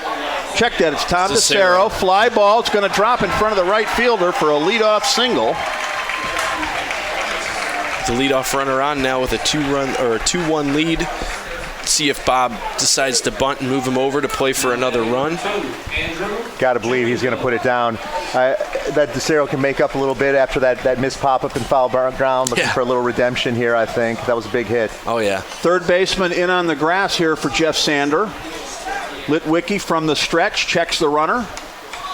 Here's the kick and the pitch. Jumonville shows bunt, pulls the bat back. Pitch misses for ball 1. As a pitcher, sometimes that's one of the hardest balls to throw, and you see the guy squaring around right at your face. Sure is. Munster trying to get an insurance run here. If they do, it'll be courtesy of the Rich Allen Boss State Farm office. on Klein Avenue in Highland. 2-1 our score right now. That pitch over for a strike. 1-1 the count. Great ball game out here tonight. Just throwing strikes right now. Let the guy bunt the ball, put it down, let your fielders make a play behind you. Gets the bunt down to the pitcher. The play's going to be at second. The bang play. The throw makes it in time. The runner is out. Almost pulled the shortstop off the bag. But Demopoulos was able to reach to his left and make the catch, or reach to his right, actually, and make the catch. Great job by Litwicki of fielding his position and setting his feet and making a throw that was darn near perfect. So score that, 1-6 on the fielder's choice. Runner at first, 1 out. And Michael Schumlis, the designated hitter, is up, fouls back. Well, that was right. I actually flinched on that one, guys. Rookie. Bobby Morris is our guest here. Bobby played his high school ball right out of this diamond in front of us. His name still appears in the record book. Here's the pitch. Ground ball in the hole. Shortstop Demopoulos has it. Throws to second in time. Relayed not in time to first. Good turn by that middle infield, though, again, for Lake Central. Looks like they're having an issue with the base. Base may have came out over there. Bob, 1990, the spring of 1990. Yeah. You played your senior year out here for Coach Bob Schinken. You hit 500 that year, a record that still stands. Yeah, how about that? It's a long time for that thing to stand. It may not stand much longer. I think there are some guys, some pretty good stats out here this year. I don't really know where they're at, but... Well, 41 of 82 is, I believe, what it was that season, and 25 years later, it's still the mark at Munster. Talk about that more in a second. Here's the pitch. Ground ball foul. Joe Bryant's hitting 506 right now. But he's going to be close. Might be knocking Bob, on what do your you door. remember from that season? Mention a few teammates, guys that we might remember. Any big games you can recall? My teammate that comes to mind first was Tommy Morey. Tommy was an all-conference pitcher. 1 second, ground ball to second. That'll end the inning. We'll go to the 7th inning, 2-1 Munster, Bob. How about it? And so, and Tommy pitched for 4 years at Purdue, a great player. Probably my most memorable moment in my whole baseball career, I think, was here. It was Bob Schinken's first sectional, and we were tied, I want to say, with Gavitt. Gavitt had come along, shocked a couple of teams, and they played us in the finals. It was tied, I want to say, 2-2 going into the 7th inning. I came in. I hadn't pitched a lot that year, and I came in and pitched the last 3 innings. Didn't give up any runs. I don't think I gave up any hits, and I hit a walk-off home run in the bottom of the 9th to win Bob's first sectional championship. That was, is the most exciting, one of the most exciting moments I ever had in the game. We came around. My teammates carried me off, and it was a really close moment that Coach Schinken and the rest of the team and I shared together, and it was really a fantastic experience. And it goes to show, even going on to play Division I and professional and playing, with the Major League Cubs team, for a few games. That is still one of my real highlights of my baseball career, and it all came out of high school. And you wanted to hear with your friends and family and people in the community, and that's just something that you can't get when you go somewhere else. No, it was magical. It was a lot of fun, and I can't come out here during sectionals, obviously, without kind of reliving that in my mind. Well, Bob, we're going to get back to some play-by-play here. One-run game in the 7th. Thank you so much for joining us. You're welcome to keep the headset on. My pleasure. I may keep it on for another inning. All right, sounds good. Foul ball out of play. 1-1 the count here. Jack Keener's been in the middle of 2 rallies for the Indians. One was cut a little short, but the other, he is the lone run scored for the Indians tonight. He's led off twice with walks. Not this time. Oh my goodness! Ground ball. It takes a hop on the first baseman just as it's coming to him at the bag. He let the ball play him, Joe, and an error letting Keener on. You got to attack that ball. You got a big hop. The ball definitely played him, and it cost him. He was trying to play it safe over there. Yep. Let the ball roll to him, simply step on first, easy play. Yep. But the ball took a funny hop, and that's why you play the ball and you don't let it play you. Bunt back to the pitcher. Oh. Manis doesn't know where to go. He's going first, safe. Oh, my. There was nobody at third base either. Nobody covering. All right, let's explain what happened. A bunt back to Manis there, right back to the pitcher's mound. Manis grabbed it, looked at second, looked at first, looked back at second, then threw to first. By that time, the runner had made his way down to the bag and was safe. So what should be 2 outs and nobody on, and Munster 1 out away from a victory, all of a sudden now it's 2-1 with runners at first and second and nobody out. A bunt. I'm surprised Connor didn't come up immediately thinking second base there. There was a lot of time. That ball was hit right to him, too. That's and he's such a good infielder. You know, it's very surprising. But that's what you get with young kids. I mean, honestly, that's a moment of indecision. Sure. Yeah, that's we'll see if the Indians try and lay down a bunt here. Sure. With 2 runners on base and nobody out, and Christian Moda. Yep, we've got a pinch hitter, Christian Moda. And anybody who grew up in my day knows you want a Moda coming up to pinch hit. There's a pitch in the dirt, ball 1. I'm, of course, referring to Manny Moda. 150 pinch hits in his major league career. I don't even know who that guy is.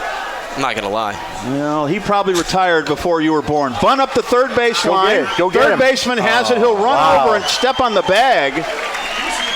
Wow. Not where you want to put that bunt, guys. No. Up the third base line, far enough to the third baseman playing in, had time to get it, make the play, secure the ball, and run over to third and win the race easily there. Not a terrible idea. He hits that a little bit softer. It draws the third baseman in. Easily gets everyone over, Jeff but Sanders, it's too hard. He pinch hit a left-hander there. Left-hander pushes it that way. Does a right-hander push it towards first and make it a better play to bunt, I'm wondering? I think the way, when that first pitch came through, Munster tipped the fact that the third baseman was going to stay home. Check swing strike. And, I think the idea to bunt it to third was not a bad idea. He just bunted it so hard. Yeah.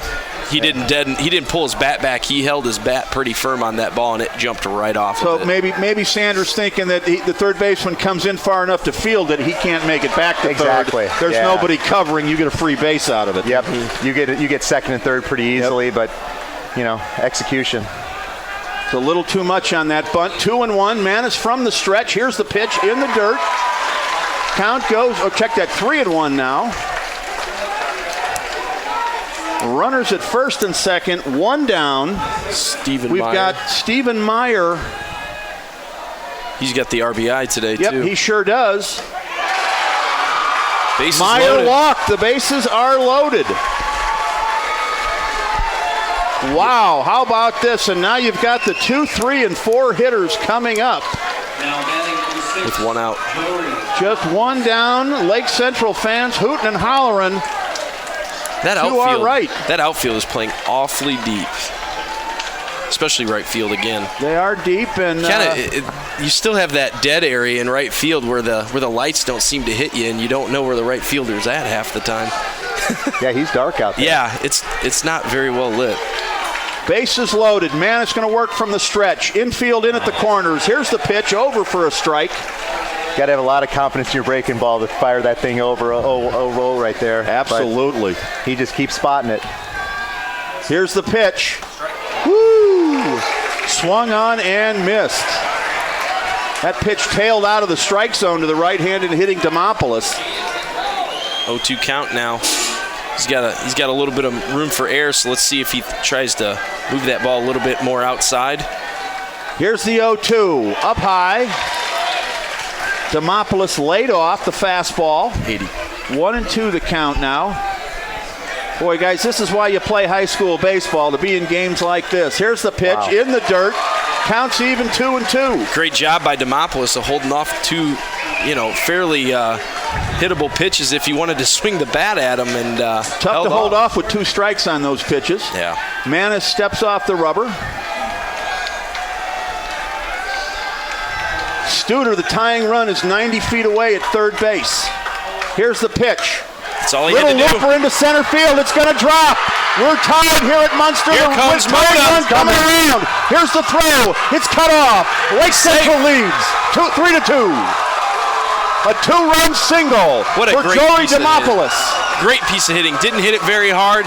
Got enough of the bat on it. Put it out into center field. And Boda's not exactly a slow runner either, so Sandor was waving him around. A great piece of hitting by Demopoulos. Indeed, he took what Manis gave him, punched it into the outfield, into an open area where no one was going to get it.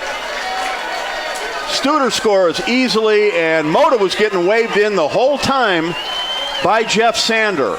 So Lake Central comes from behind to take a 3-2 lead. We've got time called. Now, guys, what's going on? Bob Schinken has talked to the umpires. Third base and home plate are meeting about something out here. What do you think Bob Schinken's talking about?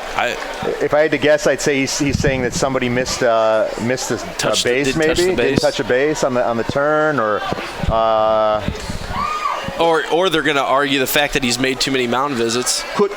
But I don't. I mean, that would be my only other idea. What's the rule on mound visits per inning? I know it's 2 in professional. I can't keep track of what it is. I think it's 3 in high school, isn't it? I think it's once you make the third visit, you have to make a change? The third visit in the game? Or in an inning?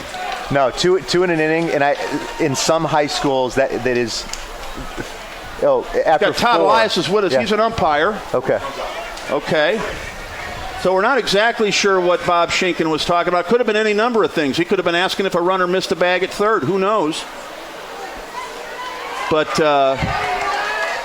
the meeting is over. Manis is going to stay in the game. As a matter of fact, Munster doesn't have anybody warming up, do they? No. Nope. So this is Manis's ball game to win or lose, and I can't blame Bob Schinken for that. Unless Manis asked to come out, I think he's staying in there, don't you guys? Sure. Yeah. All right, here we go. Runners at the corners. Lake Central by 1. Turnbaugh the hitter. He takes strike 1 at the knees. Still only 1 out, guys, so this inning a long way from over. Lake Central looking to pad the lead. Good job right now just coming back and firing a strike after a little bit of craziness going on in that inning. He had a little timeout there, and here's the pitch. Here. Ground ball to short. They're not Shortstop has it. He'll get it to second in time. The run's going to score. No double play. Wow. And that, guys, it started off the bat like a routine 6-4-3. It didn't happen. Very slow developing on defense. Lake Central scores another run. It's 4-2. Wow. And, of course, this whole inning might not have happened if not for a couple of misplays. Yeah, that ground ball at first base. Sure. Opened up the floodgates. Yep. Good teams take advantage of misplays in the field, too. So Foul ball out of play. Alex Nissel, the hitter. Give credit to Lake Central for taking advantage of some of those miscues in the infield by Munster. Yep, Munster gave them life, and Lake Central took advantage.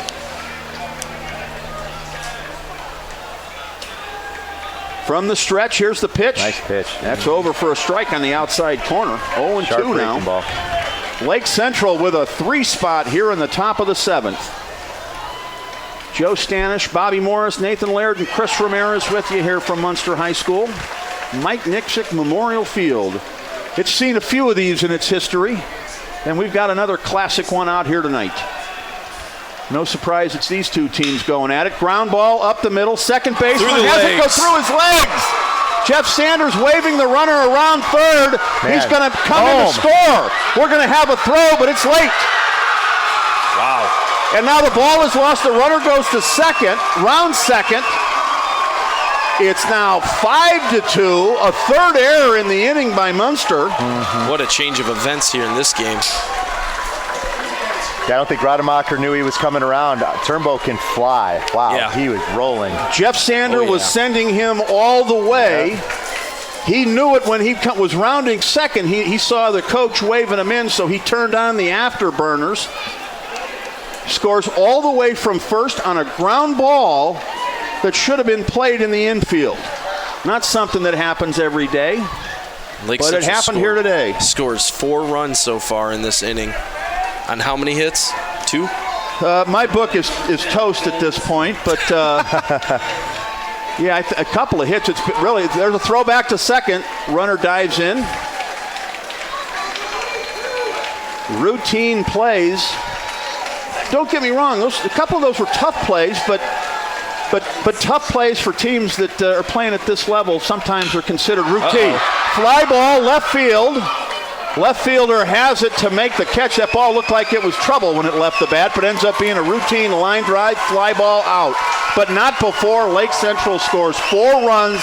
They do it on 1 base hit. There were some errors in that inning as well. We're going to go to the bottom of the 7th. Nathan, take us to break. I got to splash my face with some water here. Bottom of the 7th coming up. 5-2 our score. Lake Central leads Munster here on the Region Sports Network, the only game in town. You're listening to the Region Sports Network on WRTW Crown Point and WRTK Paxton, Illinois. Over the past 65 years, Enbridge has become a leader in the safe and reliable delivery of energy in North America. Enbridge is proud to be recognized by Selective as one of the global 100 most sustainable corporations in the world. Enbridge is also proud to be a part of the community of Griffith and Northwest Indiana and wishes best of luck to both teams in today's game. For more information on Enbridge's projects and commitment to community outreach, the website is enbridge.com. Enbridge, life takes energy. Morris Baseball and Softball Center, a new baseball and softball development program in Northwest Indiana, provides instruction for aspiring athletes. The staff at Morris Baseball and Softball Center has over 95 years of combined professional experience, and they provide instruction which includes game-tested methods used by major league teams. Located inside Omni 41 in Schererville, Morris Baseball and Softball provides disciplined, well-organized practices and places players at highly competitive opportunities to achieve success. For more information on Morris Baseball and Softball, the phone number is 227-5250, and the website is morrisbaseballcenter.com. You're listening to high school baseball coverage on the Region Sports Network and WRTW 90.5 FM, The Key. We go to the bottom half of the 7th. Litwicki looking to go the distance for LC. That's after a bit of a rough start. Munster scored a run in the 1st and 2nd. That's all they've gotten. Lake Central 1 in the 3rd, and they put up 4 in the 7th on 1 hit. They lead 5-2. The count quickly 0-2 now. This is Connor Manis, the leadoff hitter. Litwicki not wasting any time getting ahead of Manis 0-2. Let's see what he tries to expand that strike zone. Pitch, strike 3. Manis takes it looking on the outside corner. You can't argue that one. Guys, I think Munster's still in a bit of state of shock almost. They were so close to winning this ball game. Manis should have had 2 out with nobody on routine plays. It didn't happen, and now they find themselves in a 3-run hole all of a sudden, and they look a bit shell-shocked. Yeah, they definitely are in shock. It's pretty quiet down the left field line right now. There's a line smash, base hit into left field. Rademacher goes the other way, so Munster has some life with 1 out. Guys, they've got their 3, 4, and 5 hitters now with a man on. You can't ask for a better situation if you're Munster. You've at least got a fighting chance here. Yeah, they're gonna have to get a few more base runners on to get Coach Sandor to come out to pay a visit to Litwicki. Joe Bryant is the hitter, number 3 hitter. Ball gets away. The runner's going to move up to 2nd. So that takes off the double play, which can help Munster. But that run doesn't bother. Nope, the run doesn't really matter right now, but again, it does eliminate the traditional double play. Throw strikes, let your infielders play behind you. Munster needs base runners, as Joe said, and let's see if they can get them and extend this ball game. There's a pitch at the knees, over for a strike. Litwicki's still in the mid-80s right now, too, in the 7th. Runner has his lead. Here's the kick and the pitch. Fly ball out of play, right side.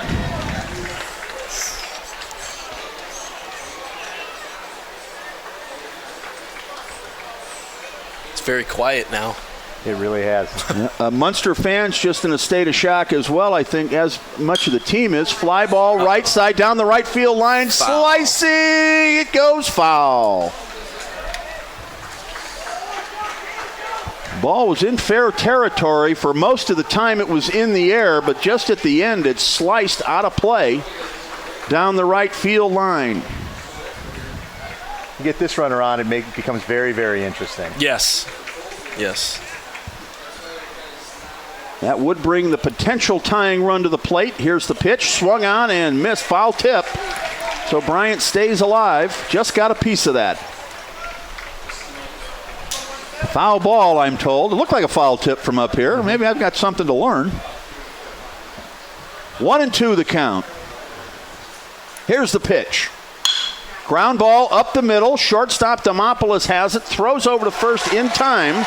2 out now. Munster with a runner at third. And that wild pitch will at least extend the game one more batter, as that would have been a routine 6-4-3 double play. Instead, score at 6-3 in the book. Trevor Brooks is up now. Tall, powerful, right-handed hitter, but Munster suddenly down to their last out. Yeah, their last bullet right now. From the stretch, here's Litwicki. Has the sign and the pitch. Strike one, outside corner. 0-1 to count. It's a lot easier to throw when you're up 3 runs. Worst thing that can happen in this at bat is Lake Central comes out with a 1-run lead, so he's going to throw strikes, no question about it. There's another one, perfect spot. Outside corner of the plate, 0-2 the count. Munster down to its last strike. What a change of events here we've had in the last 15 minutes. Yes.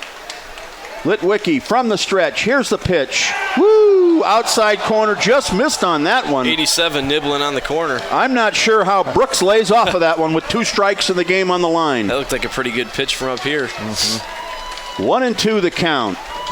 Here we go. The pitch.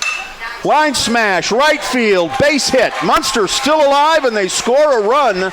It's now 5-3, and all of a sudden, guys, we've got the tying run coming up to the plate. So a huge hit there, a huge at-bat for Brooks to get that run home and extend the game. And Alex misses up. And, guys, I've seen Alex hit a couple of home runs this year, so he has the power. What do our Schinken stats tell us here? He's batting .397. Right now he has 1 home run on the season. He has 25 hits and 13 RBIs. Number 17, Kyle Palermo. Kyle Palermo will come in and run. Well, it must have been last year I saw him hit a home run, because I've seen him hit 2. I'm disagreeing with those stats. Well, all right.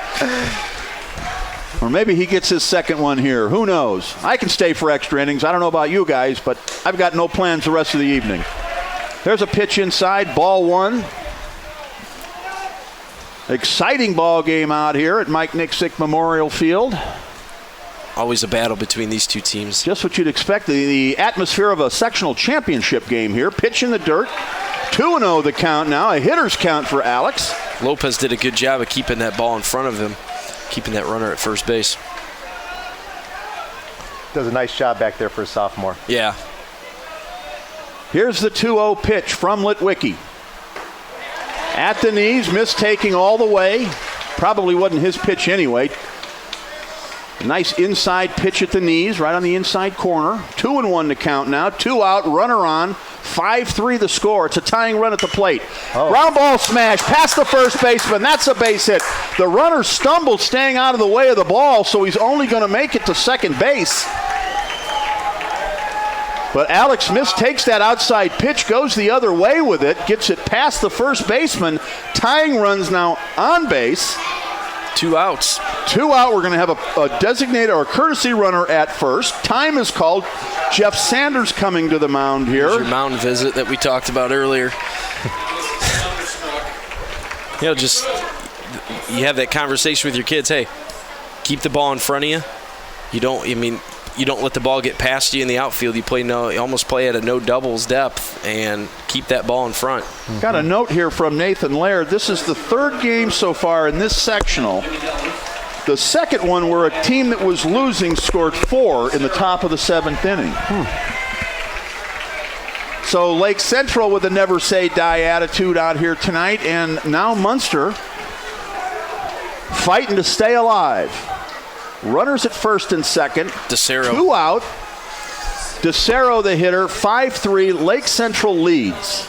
Here's the pitch from Litwicki. Up high for a ball. Lake Central with no one warming up down the right field line either. So Munster with no one, and I guess that means if we go extra, we're going to see Manis again. I don't see anybody warming up out there. It's Litwicki's game for LC. There's a pitch over for a strike, 1-1. Just keep hitting the glove, keep throwing strikes, and give your defense, once again, I feel like I keep saying it, but give them an opportunity to field the ball behind you. Pitch in the dirt, 2-1 the count. Lopez with another good stop behind the plate. Game on the line. 2-1 the count, 2 on, 2-run lead for LC. Here's the pitch. There's a strike over at the letters on the outside portion of the plate. 2-2 the count now. Again, Munster down to its last strike. What a ball game we've had out here. Exactly what you'd expect between these two. Litwicki checks the runner. Here's the pitch. Runners outside and high. Yep, we're full. 3-2. He puts that ball in the gap. This could get real interesting. There is all kinds of room down the right field line. If he goes that way, we will be tied. Fans on their feet. Listen to the crowd here. 3-2. Here's the pitch. Runner goes in the dirt. Ball 4.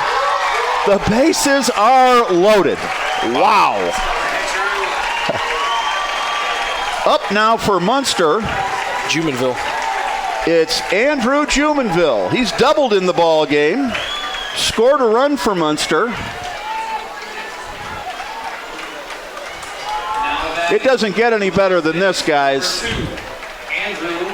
That runner at second base has got to get one heck of a jump on a ball hit to be scoring. Well, we got 2 pinch runners out there for the first 2 guys that got on, so you're going to assume these guys have speed. Yeah. That runner they're going on the pitch. That runner at second is critical.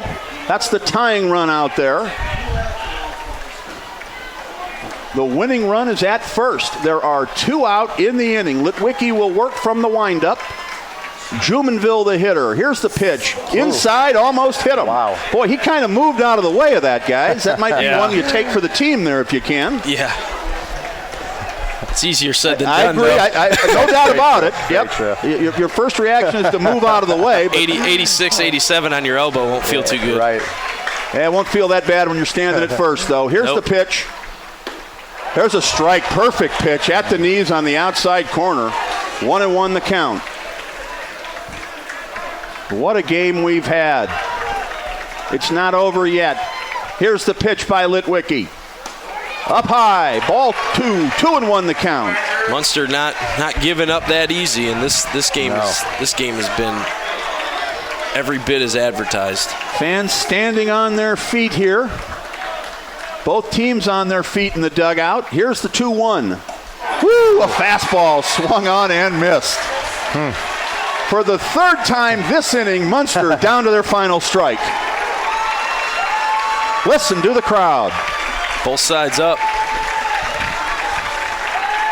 Litwicki has the sign. Here's the pitch. That's down low. We'll go full again.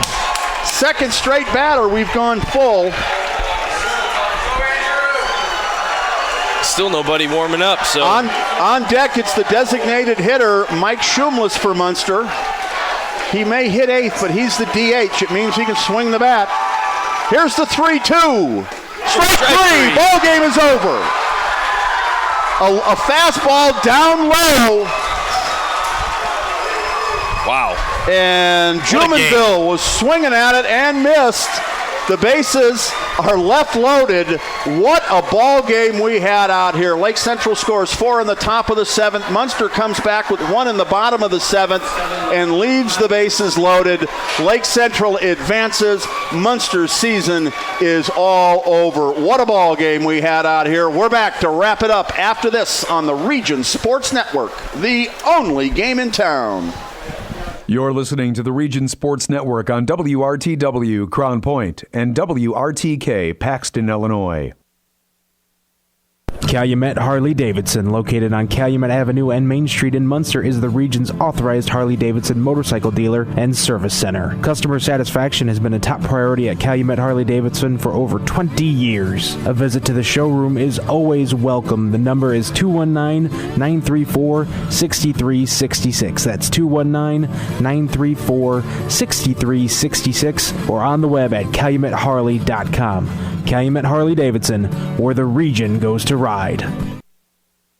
McShane's Total Graphic Solutions puts your company name and logo on just about anything. We offer a full line of custom marketing products and services like custom imprinted mugs, pens, and magnets, quality employee apparel, with custom imprinting and embroidery, executive gifts, customer appreciation and gifts, and so much more. McShane staff can help you select the right items to help you achieve excellent results. McShane's 1-800-837-1400 or online at mcshanes.com.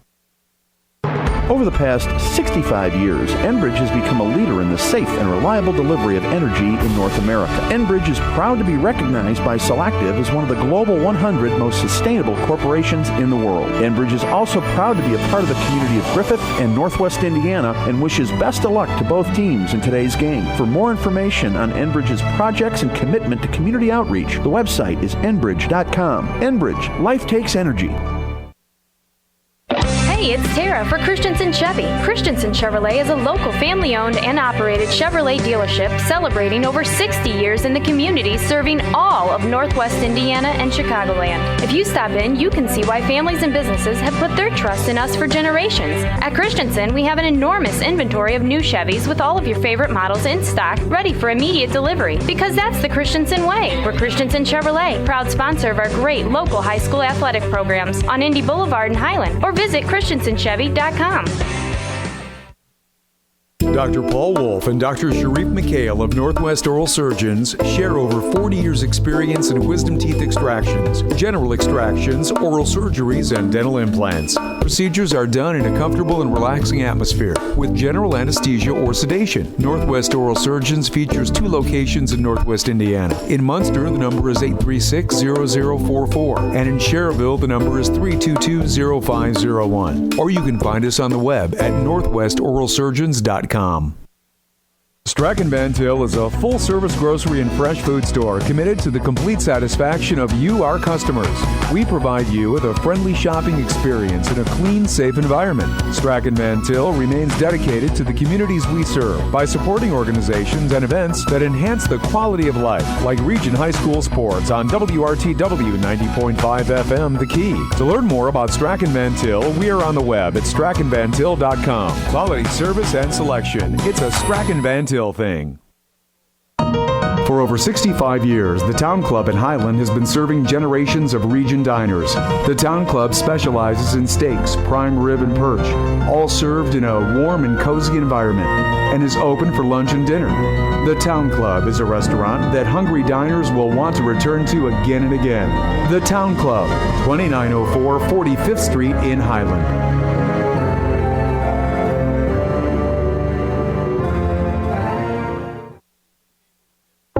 Your local Chicagoland and Northwest Indiana Chevy dealers are proud to be contributing members of the community here in Northwest Indiana.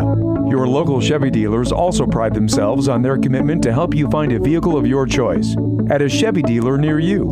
Our website is ChevyDriveChicago.com. Once again, that's ChevyDriveChicago.com. We look forward to serving you. Chevy runs deep.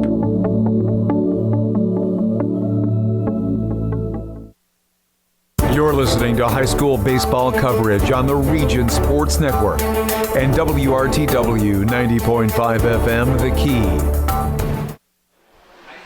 We're back out here at Mike Nixick Memorial Field. The game has gone final. 5-3 is the score. Lake Central gets the win.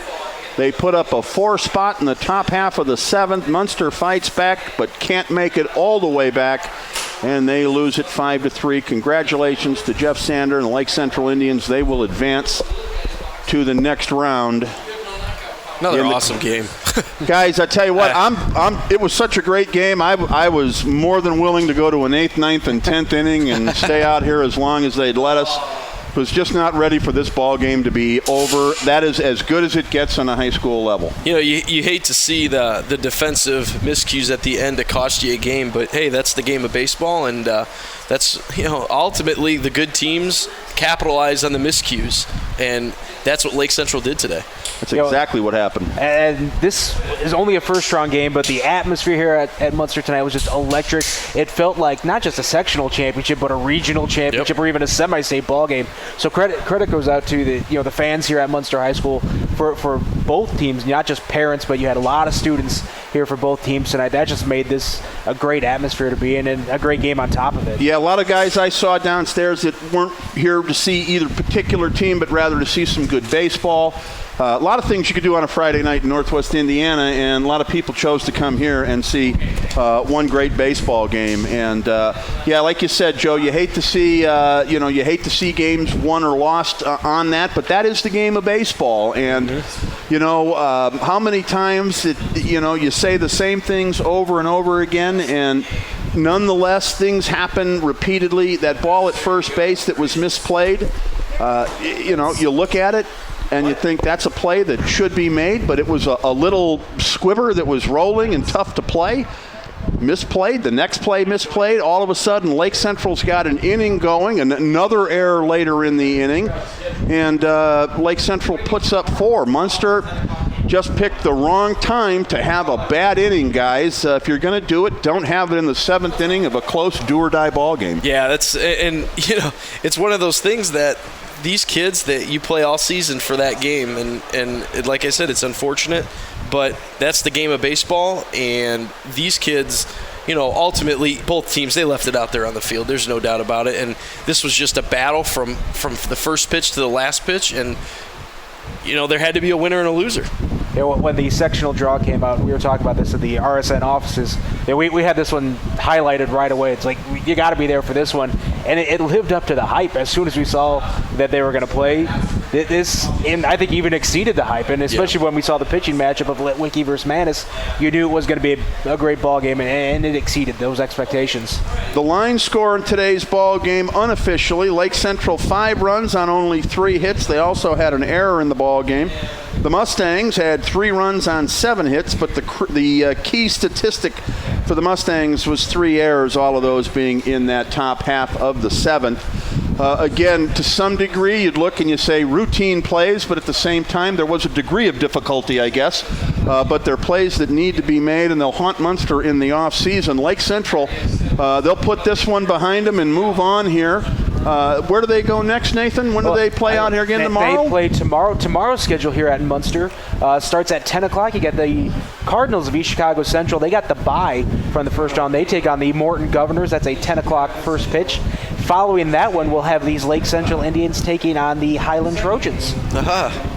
So Lake Central will be right back at it after a late night out here and an exciting victory. So I guess Jeff Sanders' task right now is to make sure that his kids, live this one down quick, move on, and get focused tomorrow. I would imagine as a 16, 17-year-old after a game like this, you'd like to go out and enjoy the moment, but they've got to stay focused on the task at hand. And the big thing, too, is making sure they come back with that same level of intensity tomorrow afternoon for that game against Highland, because I'll tell you what, Highland's back on the map. Coach Bogner's done a great job with his group of kids, and not that they're back on the map, but just the fact that they're very competitive. They got some guys on there who play really hard. The Maniac brothers play real hard, and Lake Central cannot look past them at all. It is not going to be an easy game tomorrow for the Indians, and the biggest concern that I would have looking at this game tomorrow, even on without looking on paper and anything, would just be the fact of that letdown that you always hear about after the big game.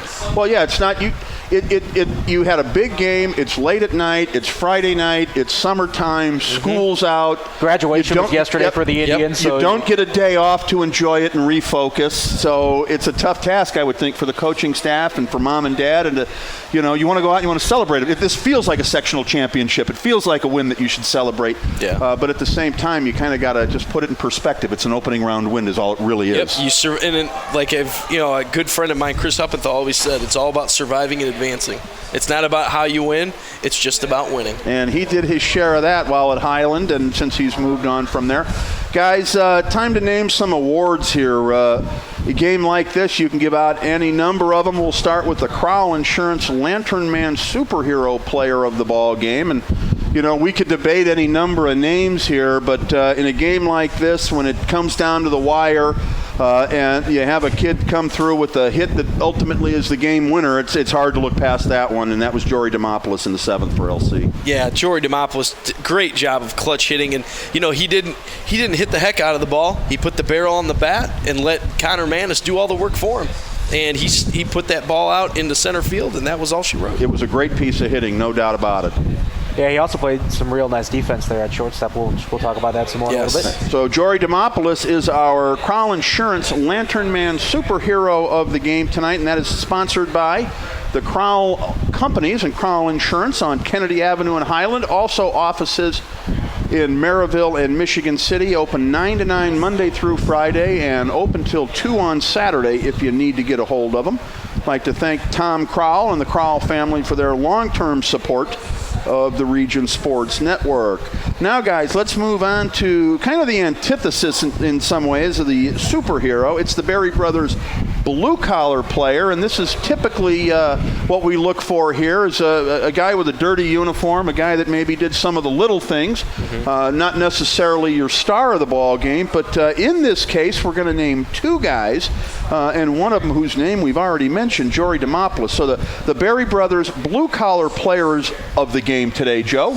Are Jory Demopoulos at shortstop and Stephen Meyer at second base. These two guys did a fantastic job of handling the middle infield tonight for the Indians, not only with turning double plays, but, just overall play. They really reminded me of the group of Austin Wagner and Ryan Bervin in the 2012 season that we had, when we were fortunate enough to win a state championship.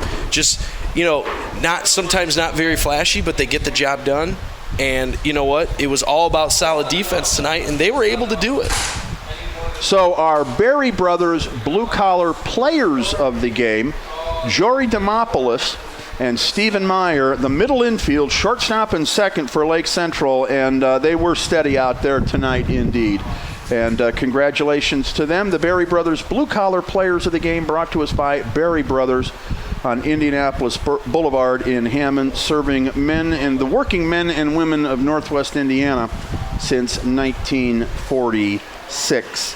One more award to give out, guys. The Langle's Pizza play of the game. This brought to us by Langle's Pizza and their 4 locations in Northwest Indiana. And again, you guys, you have a game that goes down to the wire, nip and tuck all game long. You could point to any number of plays here that had an effect on the ball game, but we've got to choose one of them, and we're going to go with Zach Turnbaugh scoring from first base on a single by Alex Nissel.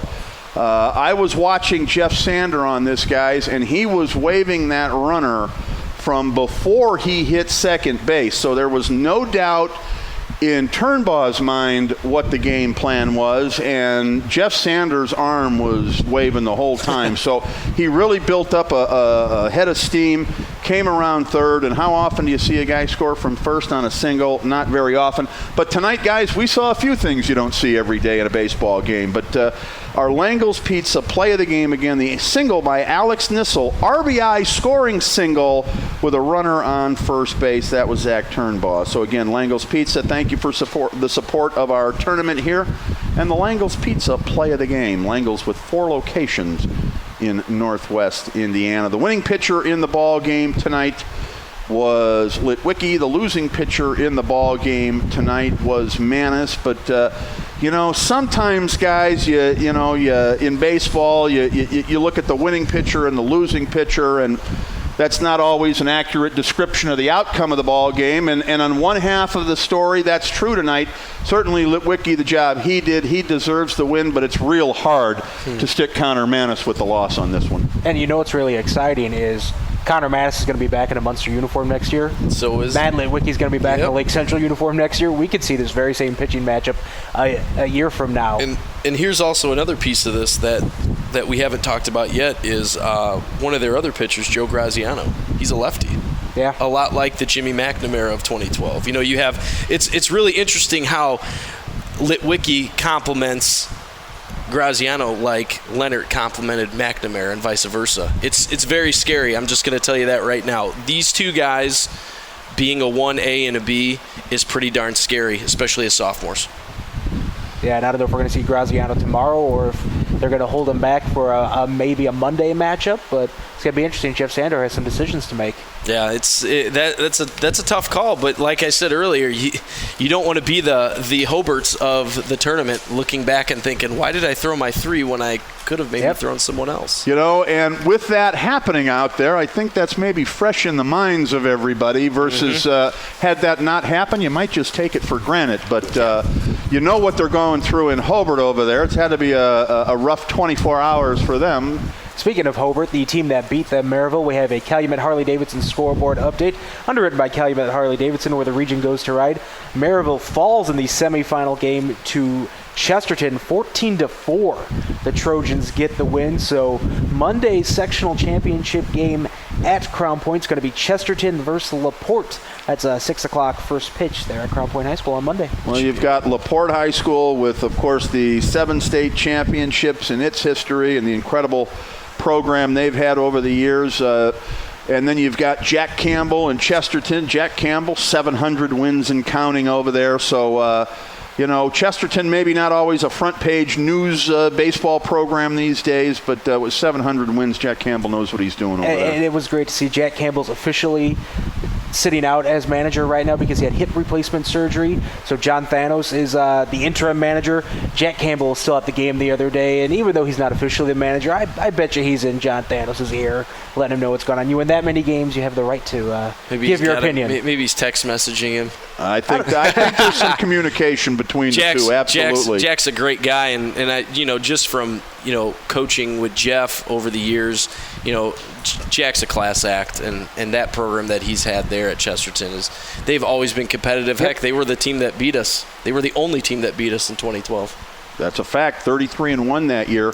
And you know what? If you're in the situation where you're sitting in for a Jack Campbell, but he's right over there, and you've got access to his mind, you take advantage. How do you not? Yeah, exactly. So should be a good one out there on Monday. Stick with Region Sports for updates and reports on Region Sports' Facebook page. We'll be back out here for the championship game on Monday. Who that is still to be determined. That's a 7 o'clock start on Monday night here at Munster. Do you want to make a prediction? Joe, you have at it, my man. What's your prediction? Who's going to be playing out here on Monday night? I'll say it'll be Morton versus Lake Central. Morton versus Lake Central. So tomorrow we've got Lake Central and Highland out here, and Morton at EC. Yep. So I think I'm going to go with Joe's picks on that. Can't disagree with that. I think a lot of people look and realize that tonight was sort of the de facto championship ball game out here, and but don't overlook Highland. Yes, I know, and that's. I understand that. And Lake Central's the favorite going right. Oh, there's no doubt. And I think the biggest thing is now, like we talked about earlier, just making sure your kids are ready to go. And the intensity is there. Now, you know, we'll see what happens because, like I said earlier, they're kids. Well, let's look at that real quick before we wrap things up here, guys. Highland had the easy victory tonight in the early game. They win 12-0. Don't have to break a sweat. They can go home. They're not as emotional after their victory. They can maybe focus a little bit ahead. I still think for Lake Central, you know, the quick turnaround time, it's not even 24 hours till you play again. You're playing again tomorrow afternoon. Yeah. The quick turnaround time with all the emotion spent out here, all the energy, the mental preparation that goes into this, I think it gives Highland a bit of a chance tomorrow. Oh, yeah. Whereas I think if they're catching Lake Central maybe, you know, if they're able to, if they would happen to run into Lake Central after an easy victory and a 48-hour rest, I think they'd be in more trouble. They may be able to catch Lake Central, you know, not entirely focused tomorrow. I don't know. Again, if I'm a Lake Central player, I'm enjoying tonight's win so much that it's got to be tough to focus on tomorrow's game. Maybe Jeff won't have that issue with his players, but then again, maybe he will. I don't think they'd mind if we get that rain in the forecast tomorrow. Yeah. If that rain comes through, I don't think the LC coaching staff and players are going to mind one bit. Maybe those games get pushed back to tomorrow night, or maybe they get pushed back to Monday. I don't think they'd mind that one bit. I think if you're Lake Central, you're absolutely right. And on the other hand, if you're Highland, let's play at 9 o'clock in the morning if we can. Yeah. You know? And that's a big thing. And the perfect thing about tomorrow is you have the entire day. You know, these games are early enough tomorrow that, you know, you could push them to a 5 o'clock like we did tonight, a 5 and a 7 or a 5 and a 7:30 start. But I would be really shocked if they played tomorrow too, though. Well, the weather report is definitely looking dismal. Like there could be some delays or washouts, so we'll see how that goes. But yeah, I think that would play greatly into Lake Central's hands. At the same time, again, if I'm John Bogner, I want to play tomorrow. I want to get out there and I want to play LC as soon as I can. So we'll see what happens. We'll have updates on our Facebook page and Calumet Harley scoreboard updates throughout the day and the rest of the tournament. So keep it logged on to regionsports.com and on our Facebook page. Joe, any final thoughts out here? No, it was another great night of baseball. I think it was, two storied programs, state championships in both of their trophy cases, two magnificent coaches, and I'll tell you what, two solid pitchers that you'll be fortunate and I'll be fortunate enough to see next year. And I think there's a lot of positives that come out of this game, regardless of the win and loss idea. I mean, we saw a lot of flashes of Matt Litwicki being really, really good. We saw a lot of flashes of Connor Manis. Okay, he's a junior. Man, he's got one more year. Who knows he's only going to get better. And he's only going to get better. I mean, and that's where Munster's going to put this game in the back of their minds, and they're going to put it on their bulletin board until next year. Just wait till next. I'm already thinking about that game next year. It ought to be something, because you will have enough players returning that are a part of this that it will mean something to them. Both of these teams aren't graduating a stack of seniors that were out here tonight. They each have a few, but there were plenty of underclassmen who played and who will be back tomorrow, including the pitchers, as you said. So next year's game, it's already on my radar. Yeah. Both regular season and tournament. Nathan, final thoughts before we close it down here? That was fun, that final inning, both halves of the 7th inning when Bobby Morris joined us on the broadcast. I got to just sit here and listen to you guys call the excitement. You had an atmosphere out here that you see on Friday nights in the fall rather than in the spring. This was just a fun game to be at, and look forward to listening to the replay again on regionsports.com. We'll have that up for you later tonight. All righty, Nathan, thank you again. Joe, thank you as well. I had a good time tonight here. We're going to close it down now. We'll be back Monday night with more baseball action. In the meantime, find us on the web at regionsports.com and at facebook.com/regionsports. Before we close out, I want to let you all know that Region Sports coverage of high school baseball on 90.5 The Key and on the internet at regionsports.com has been underwritten by the Chicagoland and Northwest Indiana Chevy dealers, the MVPs of MPGs, by the Crowell Companies, your insurance superheroes, by Berry Brothers, a tradition of quality and service since 1946, by McShane's, business products and solutions since 1921, the Lake County agents of Indiana Farm Bureau Insurance, Strachan Van Til, where fresh is more than just a word, Christensen Chevrolet in Highland, driving the American dream, the concussion clinics at Community Hospital in Munster and St. Mary Medical Center in Hobart, by Misprint in Munster and Hammond, by Morris Baseball and Softball Center, by the Randall K. Miss Accounting Group, by Jack's Warehouse, by Triple Crown Baseball and Softball Academy, by the Casa Maria Banquet Hall in Dyer, by Langle's Pizza with 4 locations in Northwest Indiana, by Burbs Heating and Air Conditioning, by Calumet Harley Davidson, where the region goes to ride, by Enbridge, Life Takes Energy, by Northwest Oral Surgeons, and by the Town Club Restaurant, serving steak and seafood for over 65 years. Well, that's going to do it from Mike Nixick Memorial Field here on this Friday night. Thank you so much for joining us on the broadcast. We'd like to thank the 2 head coaches for helping us prepare with lineups and statistics. Bob Schinken for Munster, Jeff Sander for Lake Central. I'd like to thank Brian Clark, the AD out here at Munster. A fine spread out here tonight, guys. Pizza and all kinds of pastries and other things here. Thank you again for the hospitality. And really thank you to the listeners. That's who make this all worthwhile. If it wasn't for you guys, we really wouldn't have any need to do this. So we thank you for tuning in and invite you to do that the rest of the tournament. Spread the word to your friends and family. The Region Sports Network is on 90.5 FM. Covers about 15,000 square miles in its signal pattern. So you can get us just about anywhere, folks. Again, 90.5 on the FM dial. I think that covers it here. Want to thank all of our sponsors again, and Jody McManus as well for working late on a Friday night. Jody is the station manager at The Key. Jody, thanks once again, and we'll talk to you on Monday. Well, that will officially do it here from Mike Nixick Field. For my broadcast partners, Joe Stanish and Nathan Laird, for our guest, Bobby Morris, I'm Chris Ramirez. Thank you for listening, everybody. This has been a production of the Region Sports Network, the only game in town. You're listening to the Region Sports Network on WRTW Crown Point and WRTK Paxton, Illinois.